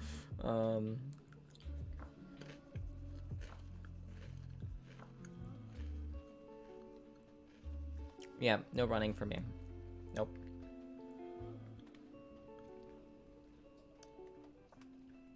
I mean, I also have a weird ankle because I did something to it, and that hasn't fixed over the past few months. So I'm hoping that these little stretches that I'm going to try to start doing once a day, maybe twice a day, to help stretch out my hamstring a little bit, maybe will help. Because it goes, you know, it goes all the way up and down the foot and everything too. Yeah, which is fair. I hate that I'm just greasy. I'm just sitting here and I'm greasy, and it's fucking annoying. Like, I'm clean. I just washed myself, but I'm fucking greasy, and it's annoying.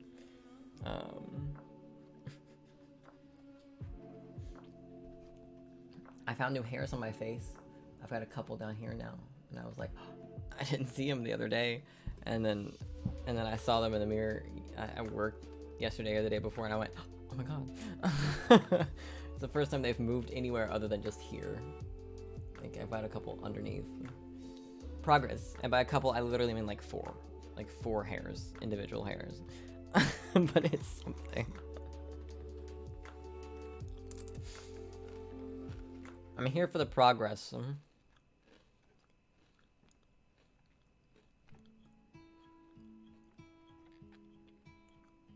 I feel them.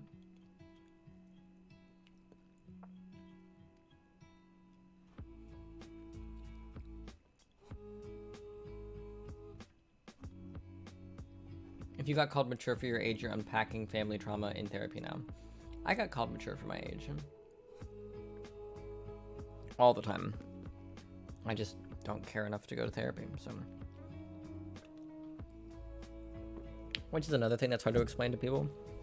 That I don't find therapy helpful. I find it to be a waste of my time. Because nothing bothers me enough to need therapy for it. For the reasons we've already spoken about.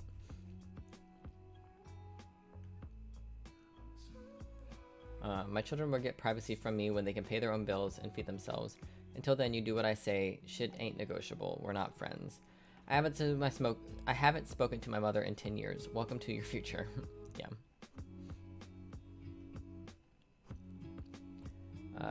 If your abuser violated you in private but was lovely in public, anger management was not the issue. They were able to control their anger when there were potential witnesses. Read that again and let that sink in. Yep.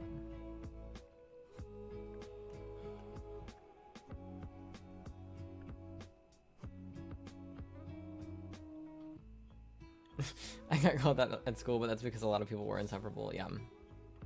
Yeah. I mean, I was called mature for my age by everybody. Everyone from my grandparents to my parents to my teachers to some of my friends. I was often told I had an old soul, so. Being estranged from abusive parents is weird because you still get the I miss my mom feeling when you're having a hard time, except instead you miss the idea of a mom you didn't actually ever have. That's fair. See, I don't really get the I miss my mom feeling. I have before, but it's not like a common, you know what I mean? Like, there are times where I'm like, it would be nice, but that's really about the extent of it.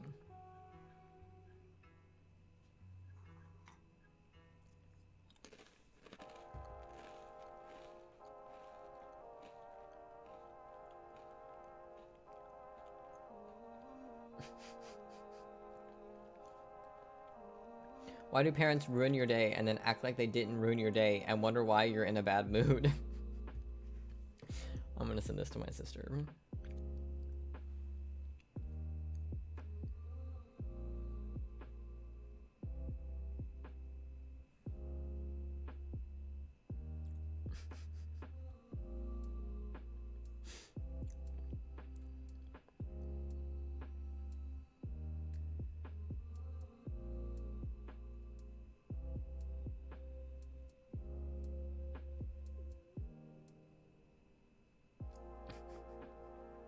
Should get a kick out of that one.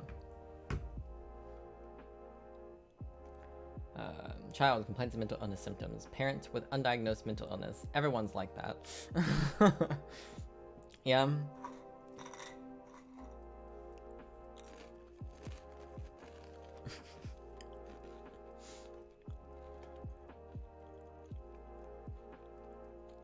Too helpful and too flexible. It's very easy to ruin my day. I think because of my ADHD.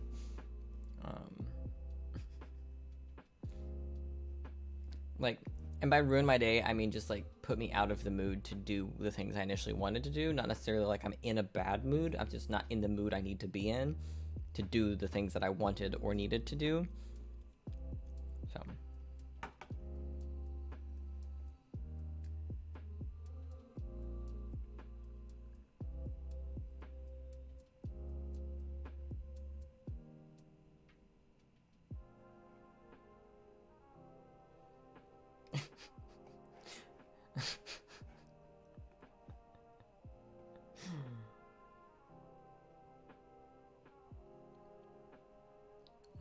Hot take. Too much gaslighting from a parent as a child turns you into an argumentative person, desperate to prove your version of events because you're used to being dismissed in an unfair power structure.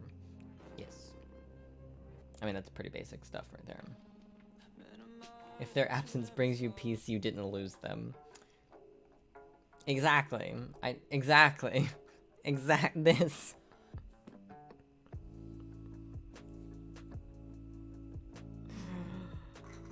Exactly this. Oh.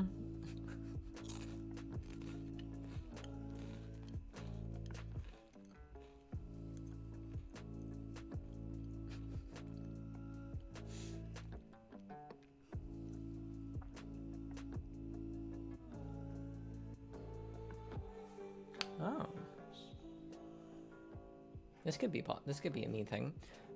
Learned a very relatable term today. Revenge bedtime procrastination. A phenomenon in which people who don't have much control over their daytime life refuse to sleep early in order to regain some sense of freedom during late night hours. That's definitely a possibility for me. Although one of the reasons that I didn't sleep a lot as a kid was because I had ADHD that was either overly medicated or undiagnosed, and in both situations that would keep me from being able to fall asleep even when I was tired. So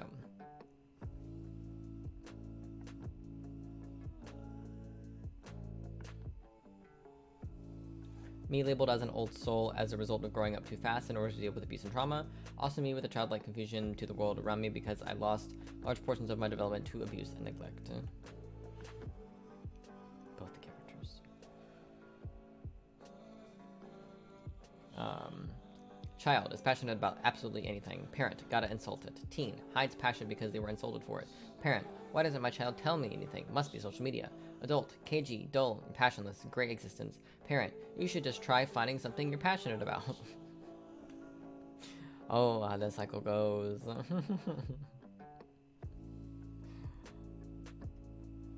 Yep, the version of me you created in your mind is not my responsibility. Absolutely.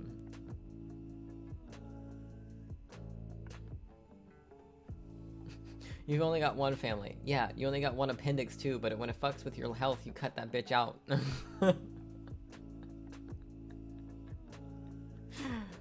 True. Yeet.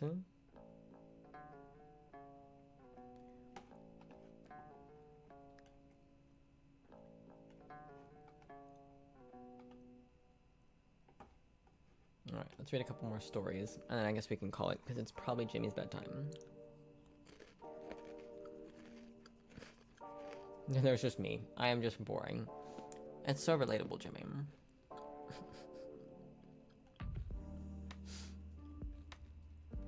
Highly relatable statement. Oh, you're off this week? Oh, so that means you can stay up with me. You don't have a hard stop.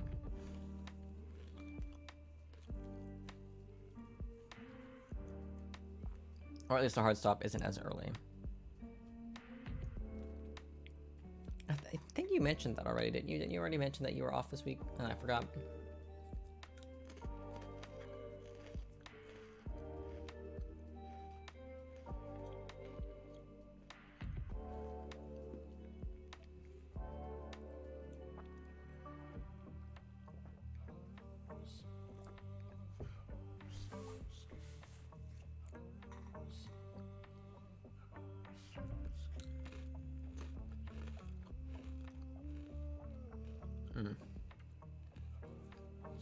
You were tired earlier, but not now. I feel that.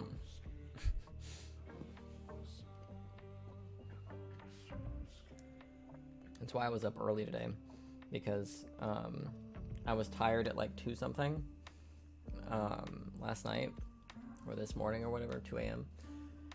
And I was like, I'll just go and go to bed, because I wanted to take a nap anyways, but if I took a nap, I would probably end up sleeping longer than I would have meant to, and then it was going to be causing problems, so I was like, I'll just go to bed, you know? So then I kept waking, not only that, but I didn't sleep very well last night. I just kept waking up in the middle of the night. I did sleep, which was nice, but I woke up a few times. I was having really weird dreams last night,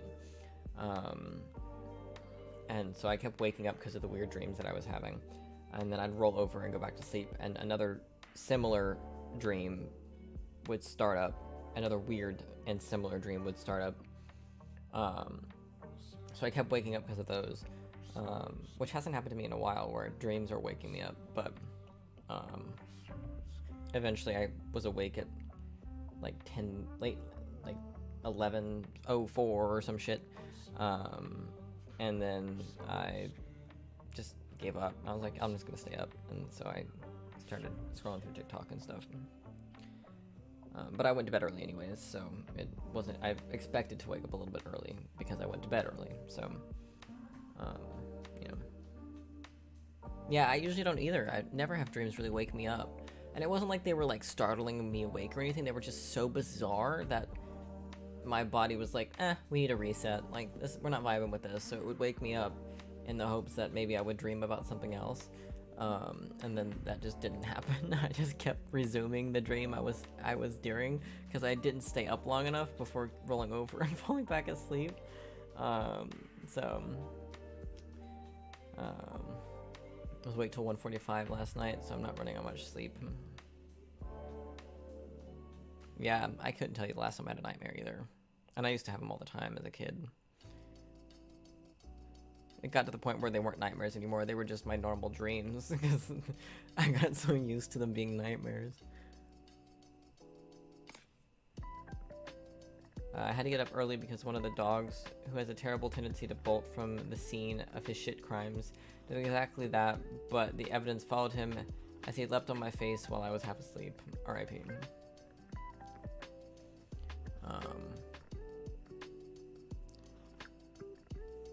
Yeah, I had a lot of, like, weird and... Honestly, I experienced more abuse in my dreams than I did in real life. Like, I had a lot of really, like, violent and, like, traumatizing dreams as a kid. And I don't know why. But they've since stopped. I don't really dream about, like, dark, spooky shit anymore. If I'm dreaming, it's usually just random nonsense. Sometimes I'll dream about something that was relevant today, but like, or I'll dream about work. That's probably my most common dream these days, is dreaming about work. So, which is always fun.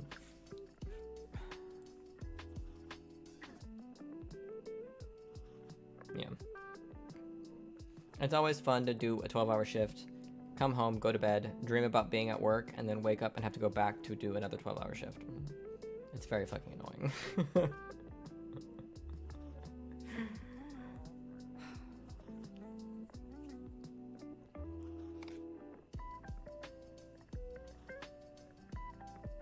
Yeah, which is why last night really threw me, because I haven't had dreams like that in a while.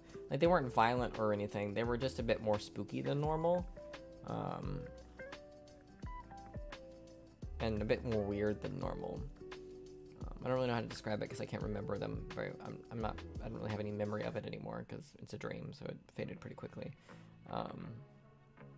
But I remember constantly, like, every time I would wake up, I'd be like, what the fuck? And then I'd roll over and go back to sleep. And then it would start right back up, so. Alright, saw a dad in the store shopping for back to school stuff. Happy, funny story on the Raised by Narcissists one. Interesting. She looked like she was 14 or 15. We were all in the underwear aisle. She looked so embarrassed. She turned to him and said, "Dad, I need underwear." He looked at her and said, "Do you want me to turn around?" She said yes, in the smallest voice. He turned his back to her. She looked through the underwear, got what she wanted, and put it in the cart. Then she said, "I'm finished." He turned around and said, "Honey, if you're uncomfortable with me doing something like this with you, just tell me. I can go do something else. I don't want you to feel embarrassed. I know it's weird to be in this aisle with your dad. In fact, I think you're old enough to come back here by yourself next time." She smiled and said, "Thanks, Dad." He smiled back and said, "Thanks for not asking me if they were cute like you did with your dresses." I almost cried. Like, I laughed, but tears welled up in my eyes. He respected her privacy and rights as an individual. He respected her boundaries and acknowledged her feelings and validated them. He encouraged her and her independence. My dad never did those things. He was grossed. He asked me very invasive questions. Seeing that reminded me that my dad sucked, but that there are awesome dads in the world. To all you awesome dads out there, thanks. Yeah.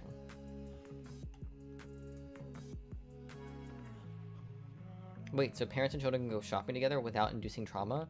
No inspirational clothes bought 2 sizes too small? No intentional public humiliation? What a time to be alive, right? Going shopping with my mother was always a traumatizing experience because I don't know if you've caught on to this, but my mother and I have very different senses of style. the things that she wanted me to be wearing and the things that I wanted me to be wearing never aligned. So it always made shopping trips very not fun. Usually ending in tears from both of us, and usually with some weird middle of the road thing that we'd somehow agreed upon, or she would give in or I would give in. It was never a fun time. And I know why now, but because I wanted to dress like a boy and she wanted me to dress like a girl, but those were not the terms we were using at the time. I wanted to wear all the black clothing. I wanted the ugly black shoes, and she wanted me to wear some nicer shoes, and like we just never agreed on anything. Like, shopping for stuff was just always, like, I dreaded it, like I really did, because it was never fun. And so I see it's always not sad, it's fun. I enjoy seeing like videos on TikTok of parents taking their kids out shopping for clothes after they've come out to them as trans, and like taking them to the boys section or the girls section, whichever one is the more appropriate section now, and helping them pick out clothes and stuff, especially when it's like a mom with her trans daughter, and like taking her and showing her what kinds of things would fit her best and things like that, or a dad and his trans son like going out and like buying his like first pair of swim trunks, or like things like that are always like really cute to see, because that's what I would have liked to have had like as a kid. As an adult, I'm more than capable of shopping for myself by myself, but if I'd come out as a child, that's what I would have wanted from my parents. And it's always great to see the younger generation get that from their parents. So, you know, I haven't bought new clothes in a long time though, because I'm waiting to get my titties chopped off before I go do a clothing haul, because with the exception of the occasional like pair of socks or giant sweatshirt, or maybe the occasional t-shirt from like a YouTuber or something that I like, I don't really buy very many clothes anymore. So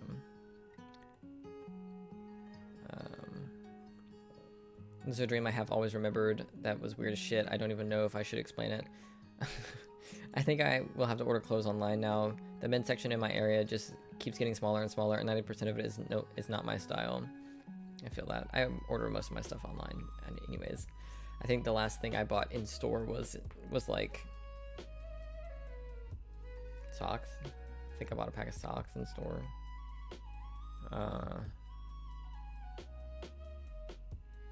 I remember shopping in Walmart for joggers and stuff years ago. But I haven't bought clothes in general in a while. Again, with the exception of the occasional like merch-based piece of clothing. Most of my stuff is done online, so.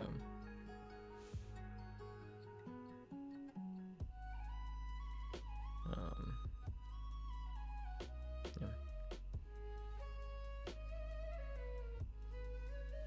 I had one recurring dream as a kid. Well, I had several recurring dreams as a kid, but I got one that I remember that proceeded into adulthood, but I haven't had it in a while. I don't really remember much about it. The only reason it really sticks out is because it always would end with like a lion or a big cat like roaring, like if it was like a movie scene, right? Like it'd be like the full frame was taken up by its head, and it would be roaring, and then I would wake up from that, like from the fear of it trying to eat me, which is the only reason that it sticks in my head, is it always woke me up every single time I had it. It would wake me up at that same moment. I don't remember anything else about the rest of it, but it was a decently lengthed dream, or at least it felt like it was. But I don't remember the rest of it. I just remember how it ended, because it always woke me up. So I'd always wake up like heavily breathing from it. Because I guess I don't know, maybe I was being chased before that portion, or maybe there was more stressful things happening before that part of the dream. But I had that one a lot as a kid, like at least twice a month, at least. So There were times where I'd start having it and then I'd know that that's what it was, so I'd wake myself up in the middle of it, just to avoid the inevitable awakening in stress later. Because if I could wake myself up in the middle, then I wouldn't have to wake up panting and then calm myself down and then go back to sleep. I could just wake myself up, give it a few minutes, and then go back to sleep. Because for whatever, I don't know if this is normal, but whenever I wake up and immediately go right back to sleep, like in the middle of a dream, the dream would start back up where I left off. If I didn't stay up long enough, like if I just flipped over and went back to sleep, it would usually start right back up. So usually when I'd wake myself up to avoid the end of a dream or get myself out of a dream, I would like get up, stand up, maybe walk in a circle a few times, and then sit back down and go back to bed, kind of enough to sort of do a bit of a reset without waking myself up too much. Or I'd get up and I go to the bathroom or something and then come back and go to sleep. So I'm up longer than just the few seconds it would take to flip over and lay down. So I don't know if that's normal or not, though. I was probably about 16, effectively on the size of a Godzilla, but fully naked, as one is. But instead of eating everything, I used my penis as a vacuum cleaner to suck up people in cars.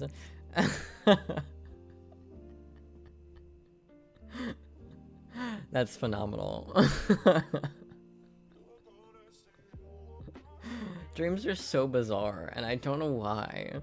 Like, I mean, I know, like, we dream because of random synapses firing in our brain while we sleep, so which is why they're often so bizarre. But they're just so wild sometimes.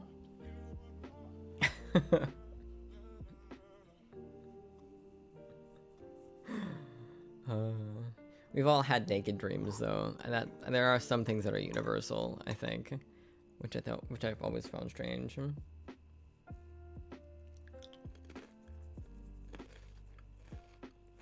Oh no, definitely not. I mean, I've had dreams that are more. I definitely have dreams that I remember that are very traumatizing. But nothing as weird as that.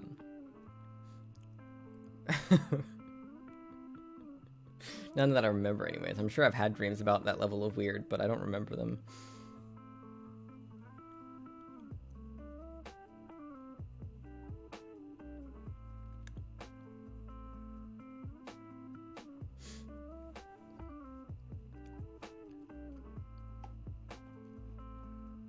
It's doing it again, Jimmy. Why?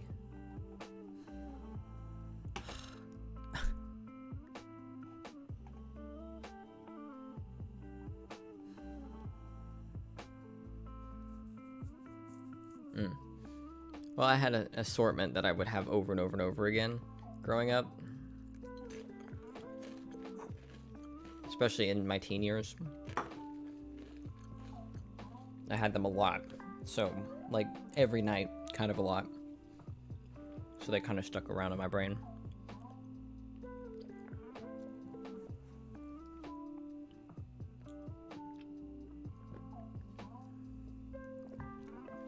I've even had them a few times as an adult. Not nearly as often, though. I haven't had it in a while. Any of them. But, I had them I still would have them semi-regularly in college. But again, it got to the point that, yeah, it would be a super traumatic dream for any normal person to have, but because I'd had it a billion fucking times, it was just another dream.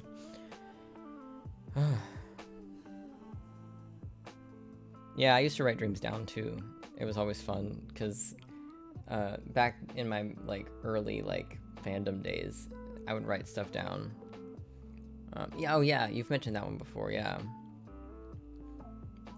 I used to write dreams down because I've got like a mini fanfic that I wrote that I've got written down like with pen and paper.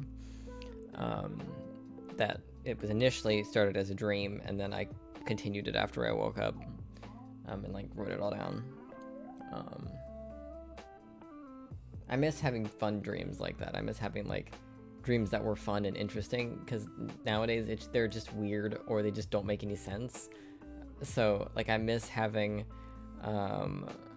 dreams that like I could wake up and go, oh, that was fun, you know, or oh, woke me up right before the good part, you know? Instead, it's just like really weird, like sex-based dreams where there's no sex happening, but it's still a sex-based dream, if that makes any sense. And then, or like, it just, there's no sense to it at all that I can't even classify it as anything.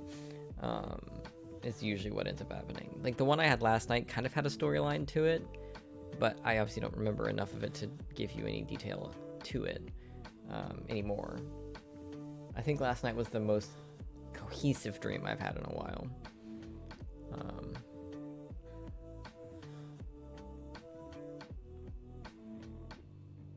I mean, it's relevant because we mentioned the 80/80 earlier.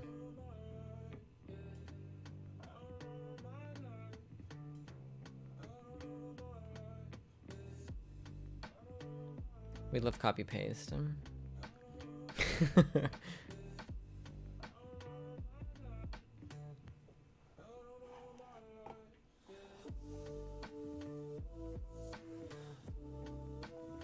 Rot seems to be popping in and out. She's not here at the moment.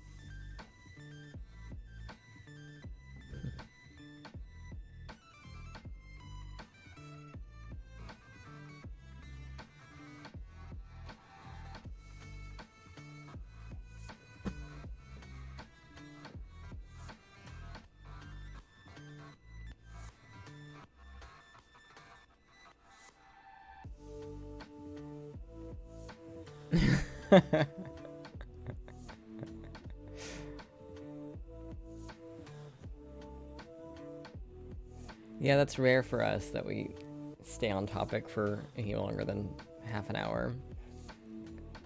These couple here are seem, at least from the vague skimming that I've done, seem to be pretty accurate to me.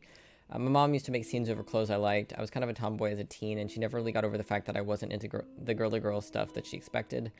And when she tried to buy them anyway, she would snatch them out of my. When I tried to buy them anyway, she would snatch them out of my hands and tell people who worked there we would not be buying that flannel. To this day, I avoid going shopping with her. It's just exhausting. Happy to know people grew up with better parents to their kids. I was a tomboy as a kid, as an adult, until I went less contact, I assume, with my mother. She always bought me these ridiculous clothes that I never wore. Like shit she'd like if she had my body. I'm not skinny by any means, but I'm tall. One year, I asked for leather pants. Don't ask me why. I mean, it was the early 2000s, so you know. She got them for me, then got me this long-ass granny-looking suede skirt. I hated that thing. She insisted I loved to wear it to church with my now ex-husband. Made me try the stupid thing on and pose for her. Thinking of that picture now makes me feel gross. Over the years, she always gifted me clothing I'd never wear or wasn't my color. I wear a lot of blacks, grays, and navy blues. She always got me purples and reds, thinking I'd love wearing it. Not only the color, but the cut of most of the shirts was awful. I see now she wanted me to fit this mold that I was never going to fit, no matter what clothes and accessories she purchased for me, to fit into her idea of who I should be. One of the main characters goes in and finds out there's minuses right there.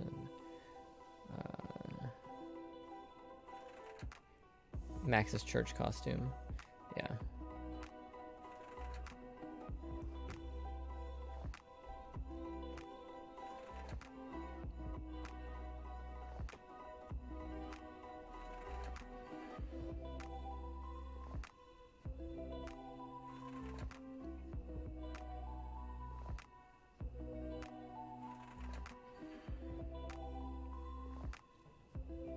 My mom was so weird about clothes.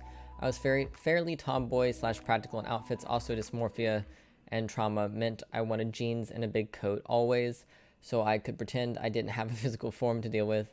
So she'd try to buy me girly stuff, despite her also being that particular brand of second-gen feminism and quite against girly things, so there was a lot of clothes better suited to a 40-something who believed in the power of clashing patterns for chunky camouflage. R.I.P. Yeah. I did too a lot of times. Whenever they could make me go to church when I was younger, they would have me wear a dress, but eventually I got to the point where I was old enough that I'd put my foot down and say no, so I'd go in like khakis and a nice button up, not a button up, but like one of the shirts that's got like 3 buttons and a collar, one of those. That wasn't until like high school though, when we got to the point where I could avoid the dress wearing. If there was ever an event, like if I was at a piano recital or something like that, it was a dress. Fortunately, for sport, there wasn't like a uniform or really anything, so I could kind of wear whatever I wanted. But I mean, you saw me as a fucking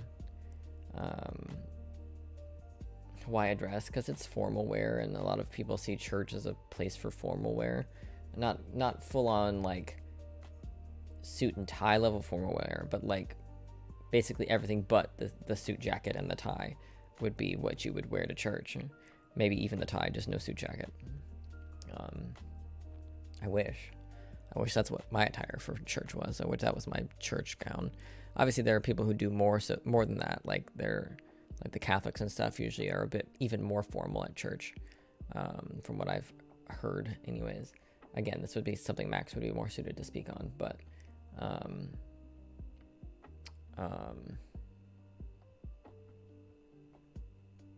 you know, but yeah, there's definitely like the shopping with my mother is one of those things that I think I've blocked out because it was never fun. It was never fun. I don't know why we did it as often as we did it. I mean, we didn't do it like all the time, but considering how painful it was for both of us and how just miserable we both were during the experience, we did it way too often. When you take that into consideration, we did it too often. But I think it's one of those things I've just blocked out because it's really not important, you know? Oh no, I never wore a dress for anything that I had any control over, ever. Absolutely not.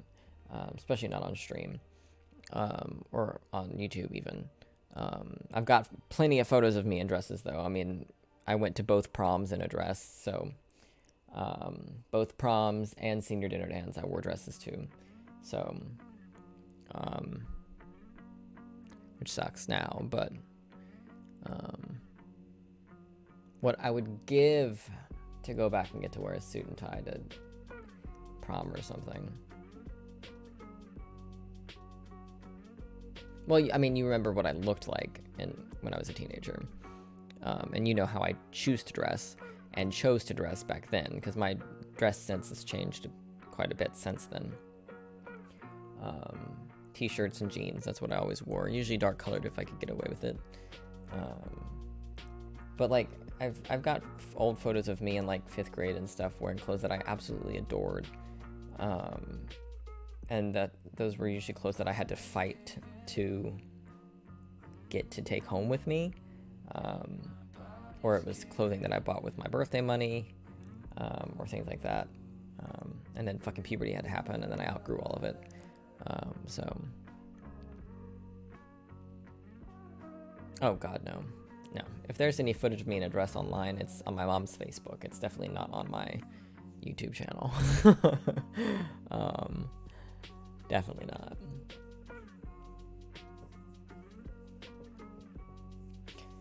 I was going through old Snapchat photos and stuff with Rot the week Lila died, a couple days before that. And I found an old video from prom night, was it senior prom? Yeah, from senior prom.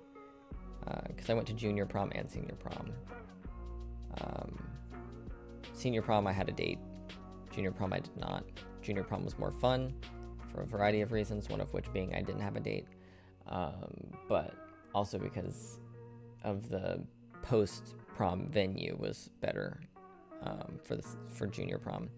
It was more fun than senior prom. But I found an old video of me, like, I videoed the whole table while we were sitting there, of the big group of, like, I don't know, 15 of us, or however, 10 or 15 of us. You know. Oh no, I didn't want to go with anyone. Like, I wanted to go with my best friend. I didn't want to go with any guys. I didn't want to go with a date. I wanted my date to be my best friend and her friend group. That's all I wanted. It's what I got for junior prom, and it was the better prom. I have better vibe memories from that than I do from senior prom. Only to be improved if I had been in a suit instead of a dress. That's fair. I mean, I guess prom is far more of an American culture thing than other places.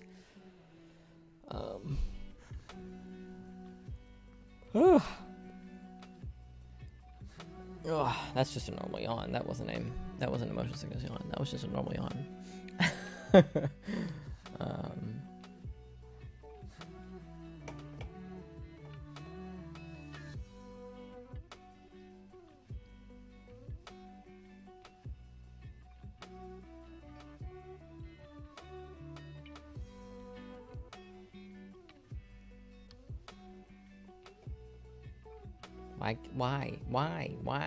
Why?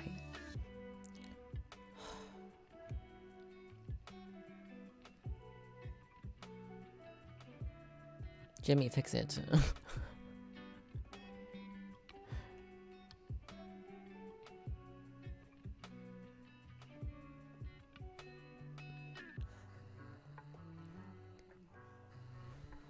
It won't let me do it's doing it again, and I don't know why. I just refreshed it. I don't understand.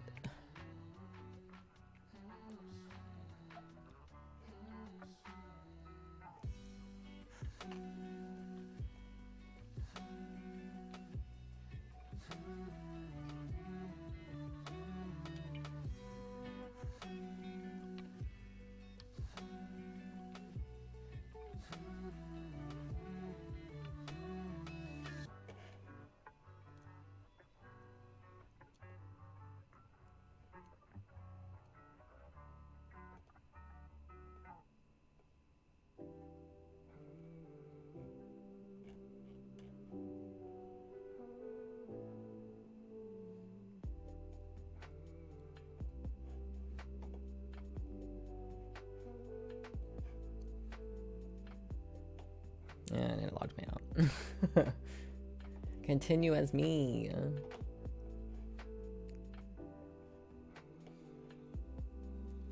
It looks so much different without my information in it. Weird.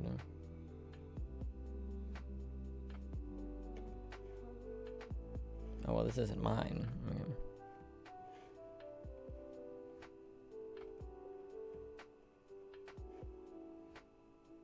There we go.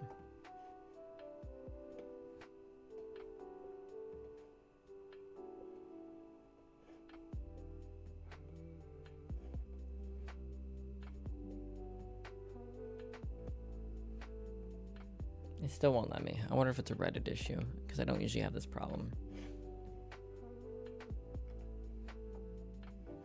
I think it might be Reddit, because this is never an issue.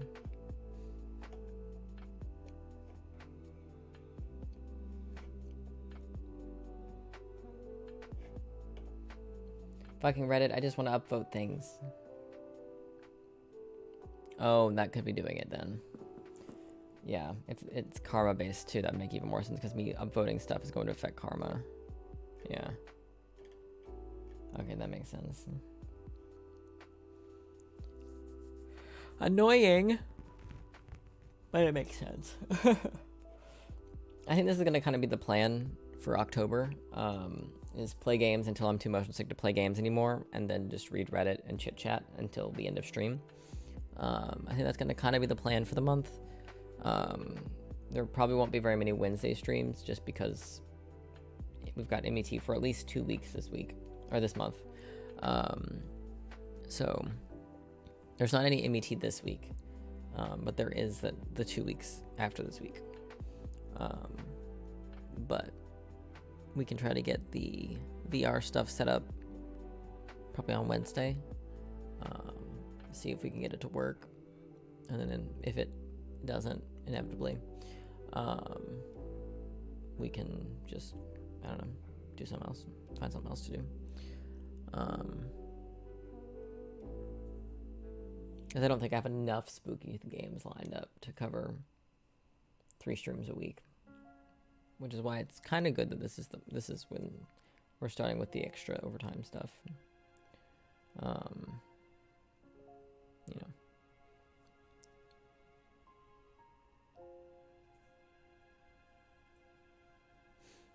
I kind of want to watch a movie tonight, but I also want to keep watching Ghost Whisperer, because if I stop watching it for too long, which over the weekend was already pretty long, I watched one this morning, but if I spend too long not watching Ghost Whisperer, I'll move on to something else and then not finish rewatching Ghost Whisperer.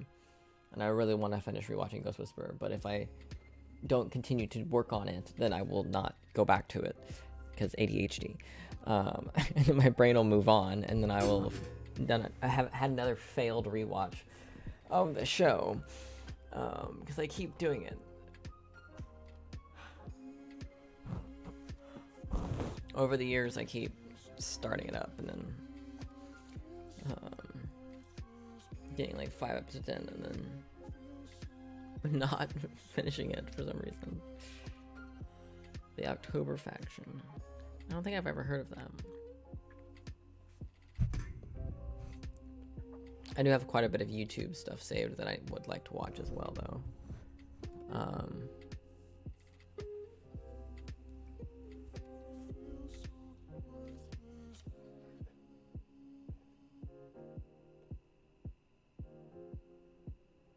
I'm curious if I'd enjoy Ahsoka, the newest Star Wars show.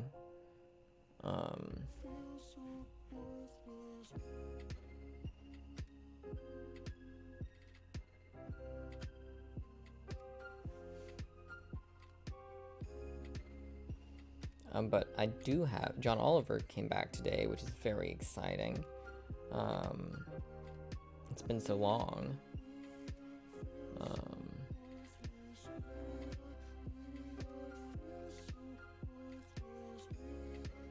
Because initially they were on hiatus, and then the strike started happening, so they didn't come back because of the strike.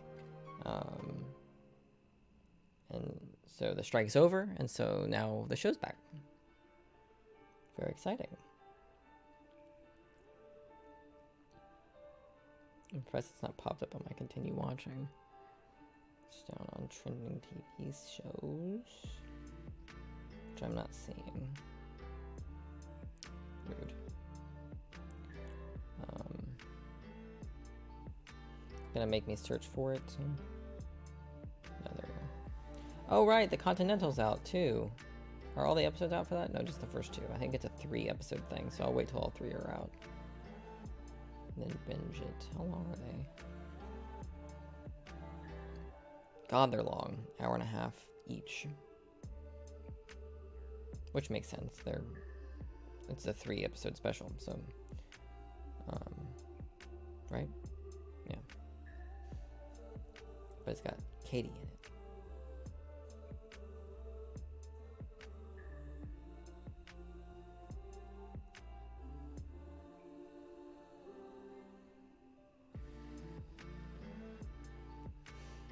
But I'll be watching that after stream if I don't take a nap. Which is possible. I might end up taking a nap. Just like an hour-long nap. Nothing wild.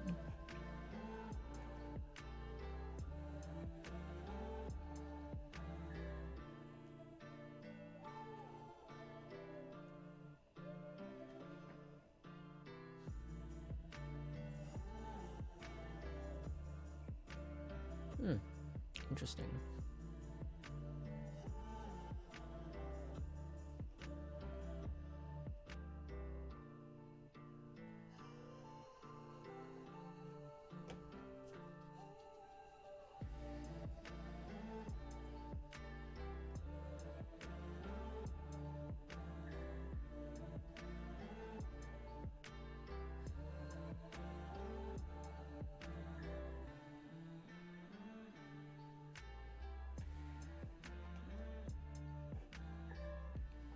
It's always interesting to pull stuff up on the YouTube thing that I have pulled up on my computer because it's the bad one with all the Ben Shapiro shit on it. I haven't done one of those streams in a while. I might do one of those night streams where I watch brain rot videos. I don't feel like I've done that in a while.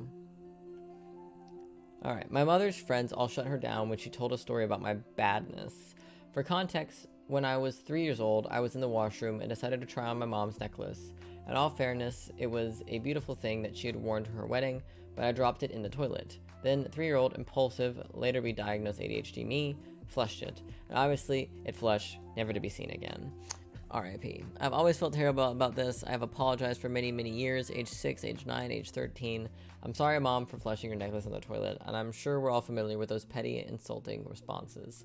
So recently, at a dinner party with all of her neighborhood friends, Mom decides to pipe up and tell the story of how awful little me destroyed her property. One-upping everyone's lighthearted tales, of course. Mom starts the story when Blank was 3. Here she gets cut off by Tom, a teacher, great guy. She was there. Shouldn't she have been supervised? Mom didn't even get to tell her story. The entire party agreed with Tom instantly. No way, it's the 3-year-old's fault. My mother was stunned and didn't say anything as the conversation moved on. I have never felt that amazed, and God, so fucking relieved. Love them.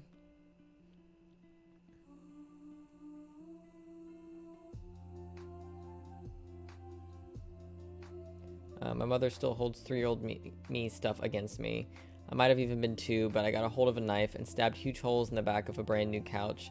To this day, my mom is mad at me for it. So much so that she said when I get my first couch, she's going to cut holes in it because she deserves to.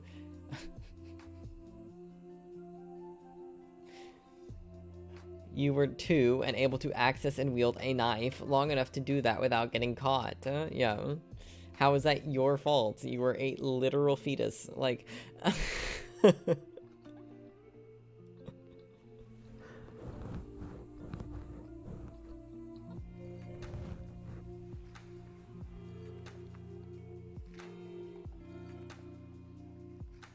Ooh.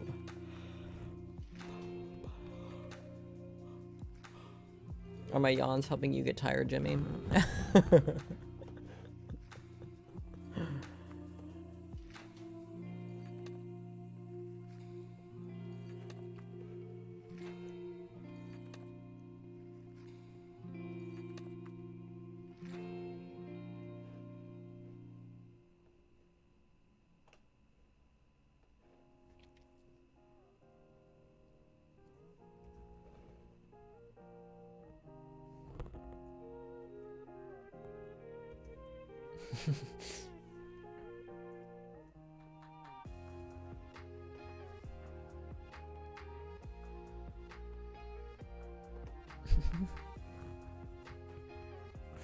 Could be.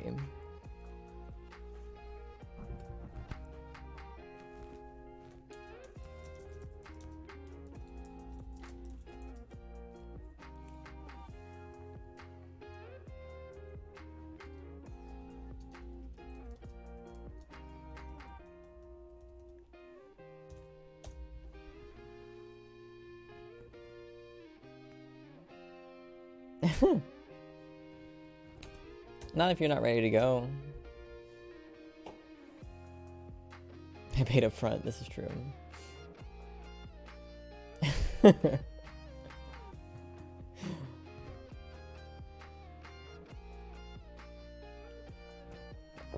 And I did the instant thing too, so it's already in my bank account. Because it was only 35 cents to take it immediately, so. I figured, yeah, I'll take it now instead of fucking 4 days from now when it's, you know, once I'm paid already, because that's what, I don't know why it takes so long to do a fucking transfer of funds. I don't think I'll ever understand why electronic transfers take so goddamn long. I know it's probably just so they can make you pay for a faster one, but, you know, it's so stupid. Yeah, I don't like it.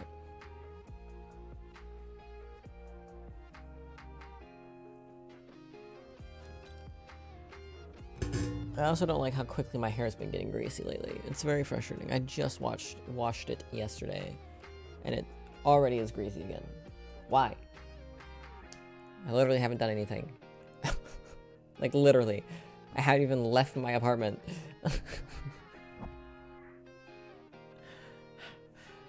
So annoying. So tired of it. Nope. Same stuff I've been using since I moved in. And since before then, too. It's still the same bottle.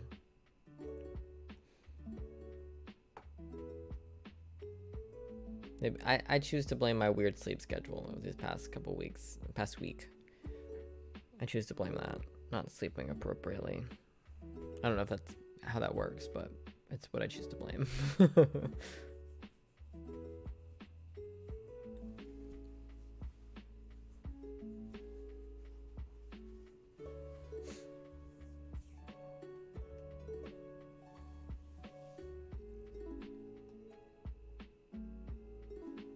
Alright, cops knocked down my dorm door because narcissistic mom lied to get me back. I attend college in Arizona. Narcissistic mom and his strange stepdad, I assume that's what E stands for. Is that what E stands for?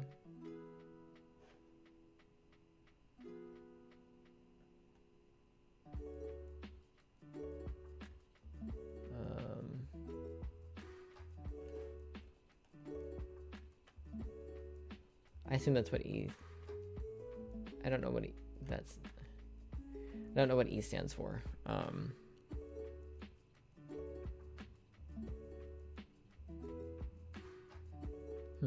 Interesting. I only wash my hair like 2 or 3 times a week. So. Because that's supposed to be better for your hair, apparently. To let the natural oils and stuff come in. Which is why I won't be showering tonight. I'll probably shower tomorrow. Or wait till Wednesday, depending on how itchy my head is tomorrow. Sometimes I'll just put it up in a bun because it tends to be less annoying that way, because I'm not like constantly having to move it out of my face if it's up in a bun, so that I'm not having to feel the hair.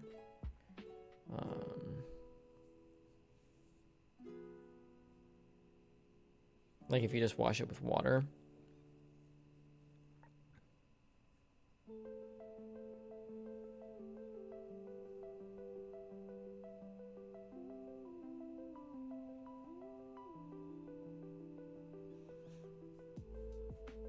There's a small part of me that every once in a while just wants to cut it all off. And, and by every once in a while, I mean like once a week. My brain just goes, just take scissors to it. Just chop all of it off.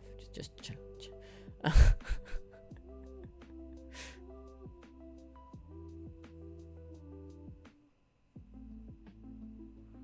don't know why. I don't know why. Because I don't actually want to chop all of my hair off. That is not, I would not be happy with that. If I chopped it all off, I would be very unhappy with it. So I don't know why that's the thought that I have pop into my head. Hey, Kay, what's up? Welcome back. Welcome to stream. Cammy, right?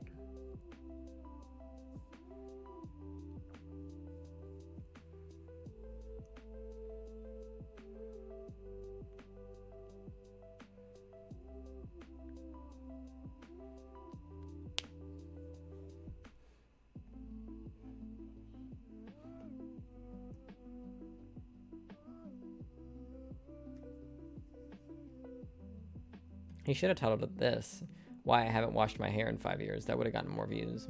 I mean, I know this already has a fuck ton of views, but shampoo is a lie. I wonder if that's maybe what the original title was. Why I haven't washed my hair in 5 years is a much bigger, you know, like in your face title. Cammy, right. Yeah, I thought so.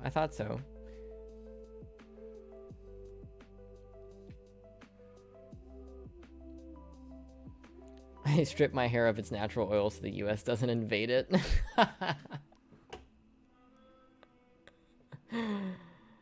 That's so funny.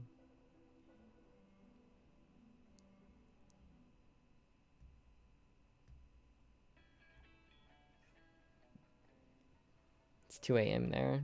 Nice. Should be What, midnight where you are, Jimmy?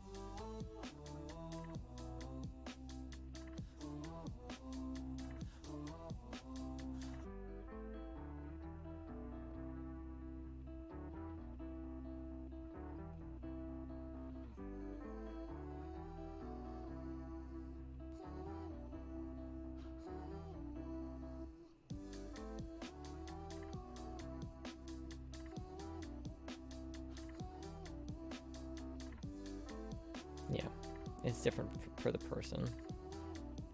The British man, indeed.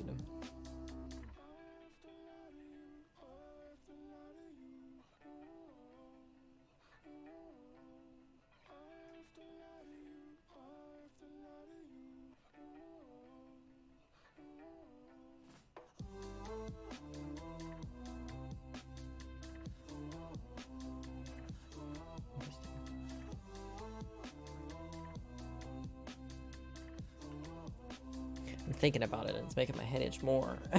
Because I'm thinking about it now.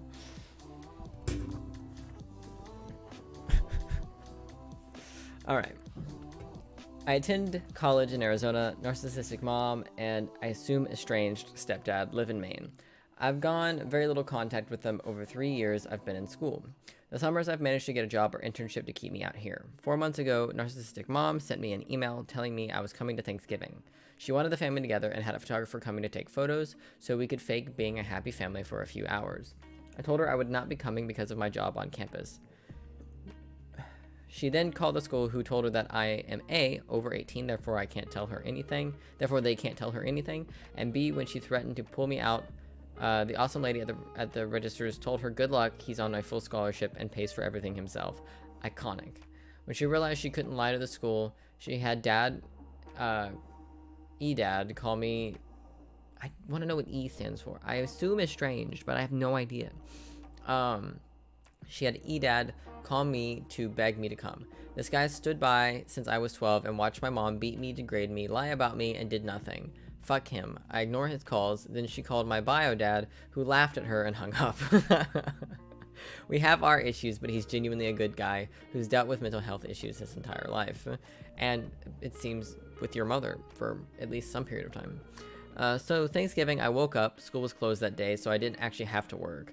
Went to the gym, enjoyed a leisurely breakfast at my favorite cafe. I came home and was getting ready to throw laundry in the washer and make myself chicken and noodles in my crock pot when my door was pretty much knocked down. Campus cops and outside cops, guess who mom called and said her son told his 13-year-old sister, I don't talk to my siblings because they're easily swayed by mom, that he was going to bomb the school. Yeah, so after a trip to the campus police building, them searching my room and car and finding nothing, my RA and 2 floor mates defending me and showing emails of my mom threatening me that I'd be sorry for not coming to Thanksgiving. They apologized. I was allowed to go back to my dorm, and the RA and I managed to put the door back on. Then my grandma calls. Guess who was arrested for making a false police report? If you guessed narcissistic mom, you'd be right. Huh? At least they fucking arrested her for it. They don't do that enough. They don't arrest people for false police reports often enough, in my opinion.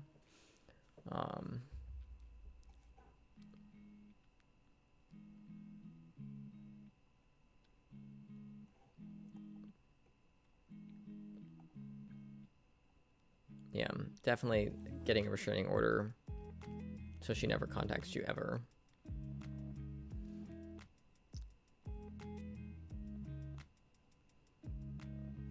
Can't see the original comment. That's unfortunate.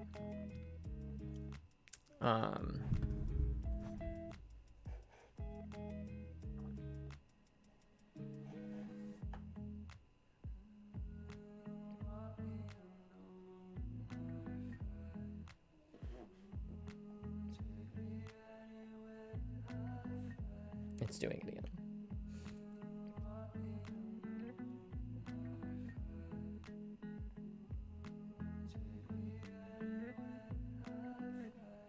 Yeah, cops are rarely helpful in these situations, so it's nice to see when they are helpful.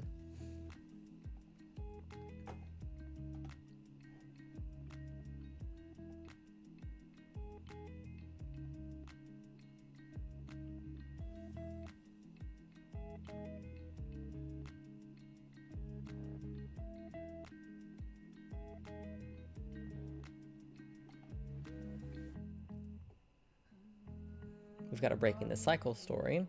I caught myself and stopped a learned narcissistic trait, and I'm so proud of myself.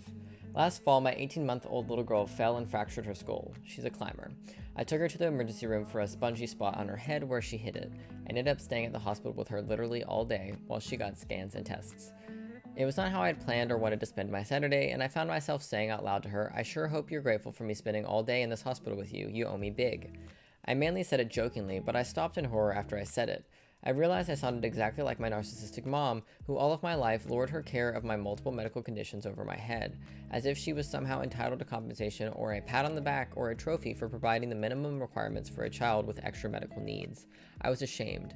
Even though my daughter was a baby, even though she didn't understand what I had said, I backtracked immediately and said out loud to her, "No, I am happy to be here with you in the hospital, and I am happy to give you whatever you need and make sure you are healthy and safe. I love being your mom, and you don't owe me anything for doing my job." It felt good to know I am permanently breaking this cycle and that the emotional blackmail and guilt trip buck stops with me. Yeah. Self-awareness and the ability to identify change in behavior is the most positive side effect of being raised by narcissists. Yeah.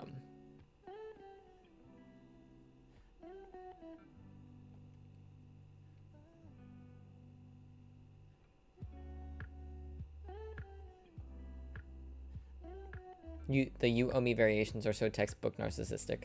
I'm glad you realized it in the moment and apologized for it. I definitely got that a couple times, but never like that. Never like, oh, you owe me more. It was always like, around like, oh, well, I gave you life, you know, type comments. Those were the closest I got to the you owe me's that I remember anyways. Oh. Sorry, hold on. They just sent it. Why are they sending out VET? We didn't have any work. I don't understand this. Why are they sending out VET when we literally VTO'd everyone to go home after the last break on Sunday morning? I don't understand. I don't understand. But if I can pick up some threes, is there any threes tomorrow? Because I get paid more now. My raise has happened. Allegedly. Let me check actually before I look at this. I should have had my pay raise. Yeah, $18.55 an hour, baby! Yeah.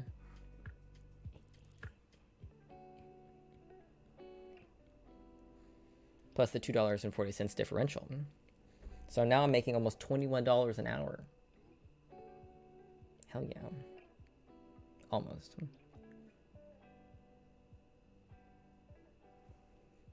Just under. Let's see, tomorrow, Tuesday. Honestly, I might do Tuesday and Wednesday. Pick up the 1:30 to 4:30. Oh, that's AM. Oh, that's tonight. Maybe.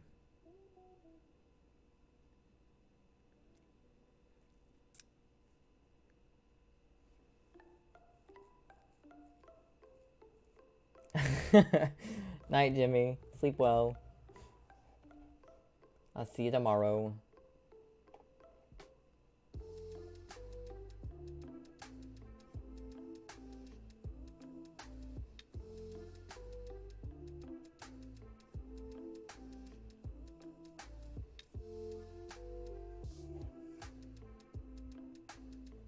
That'll be it for me too then.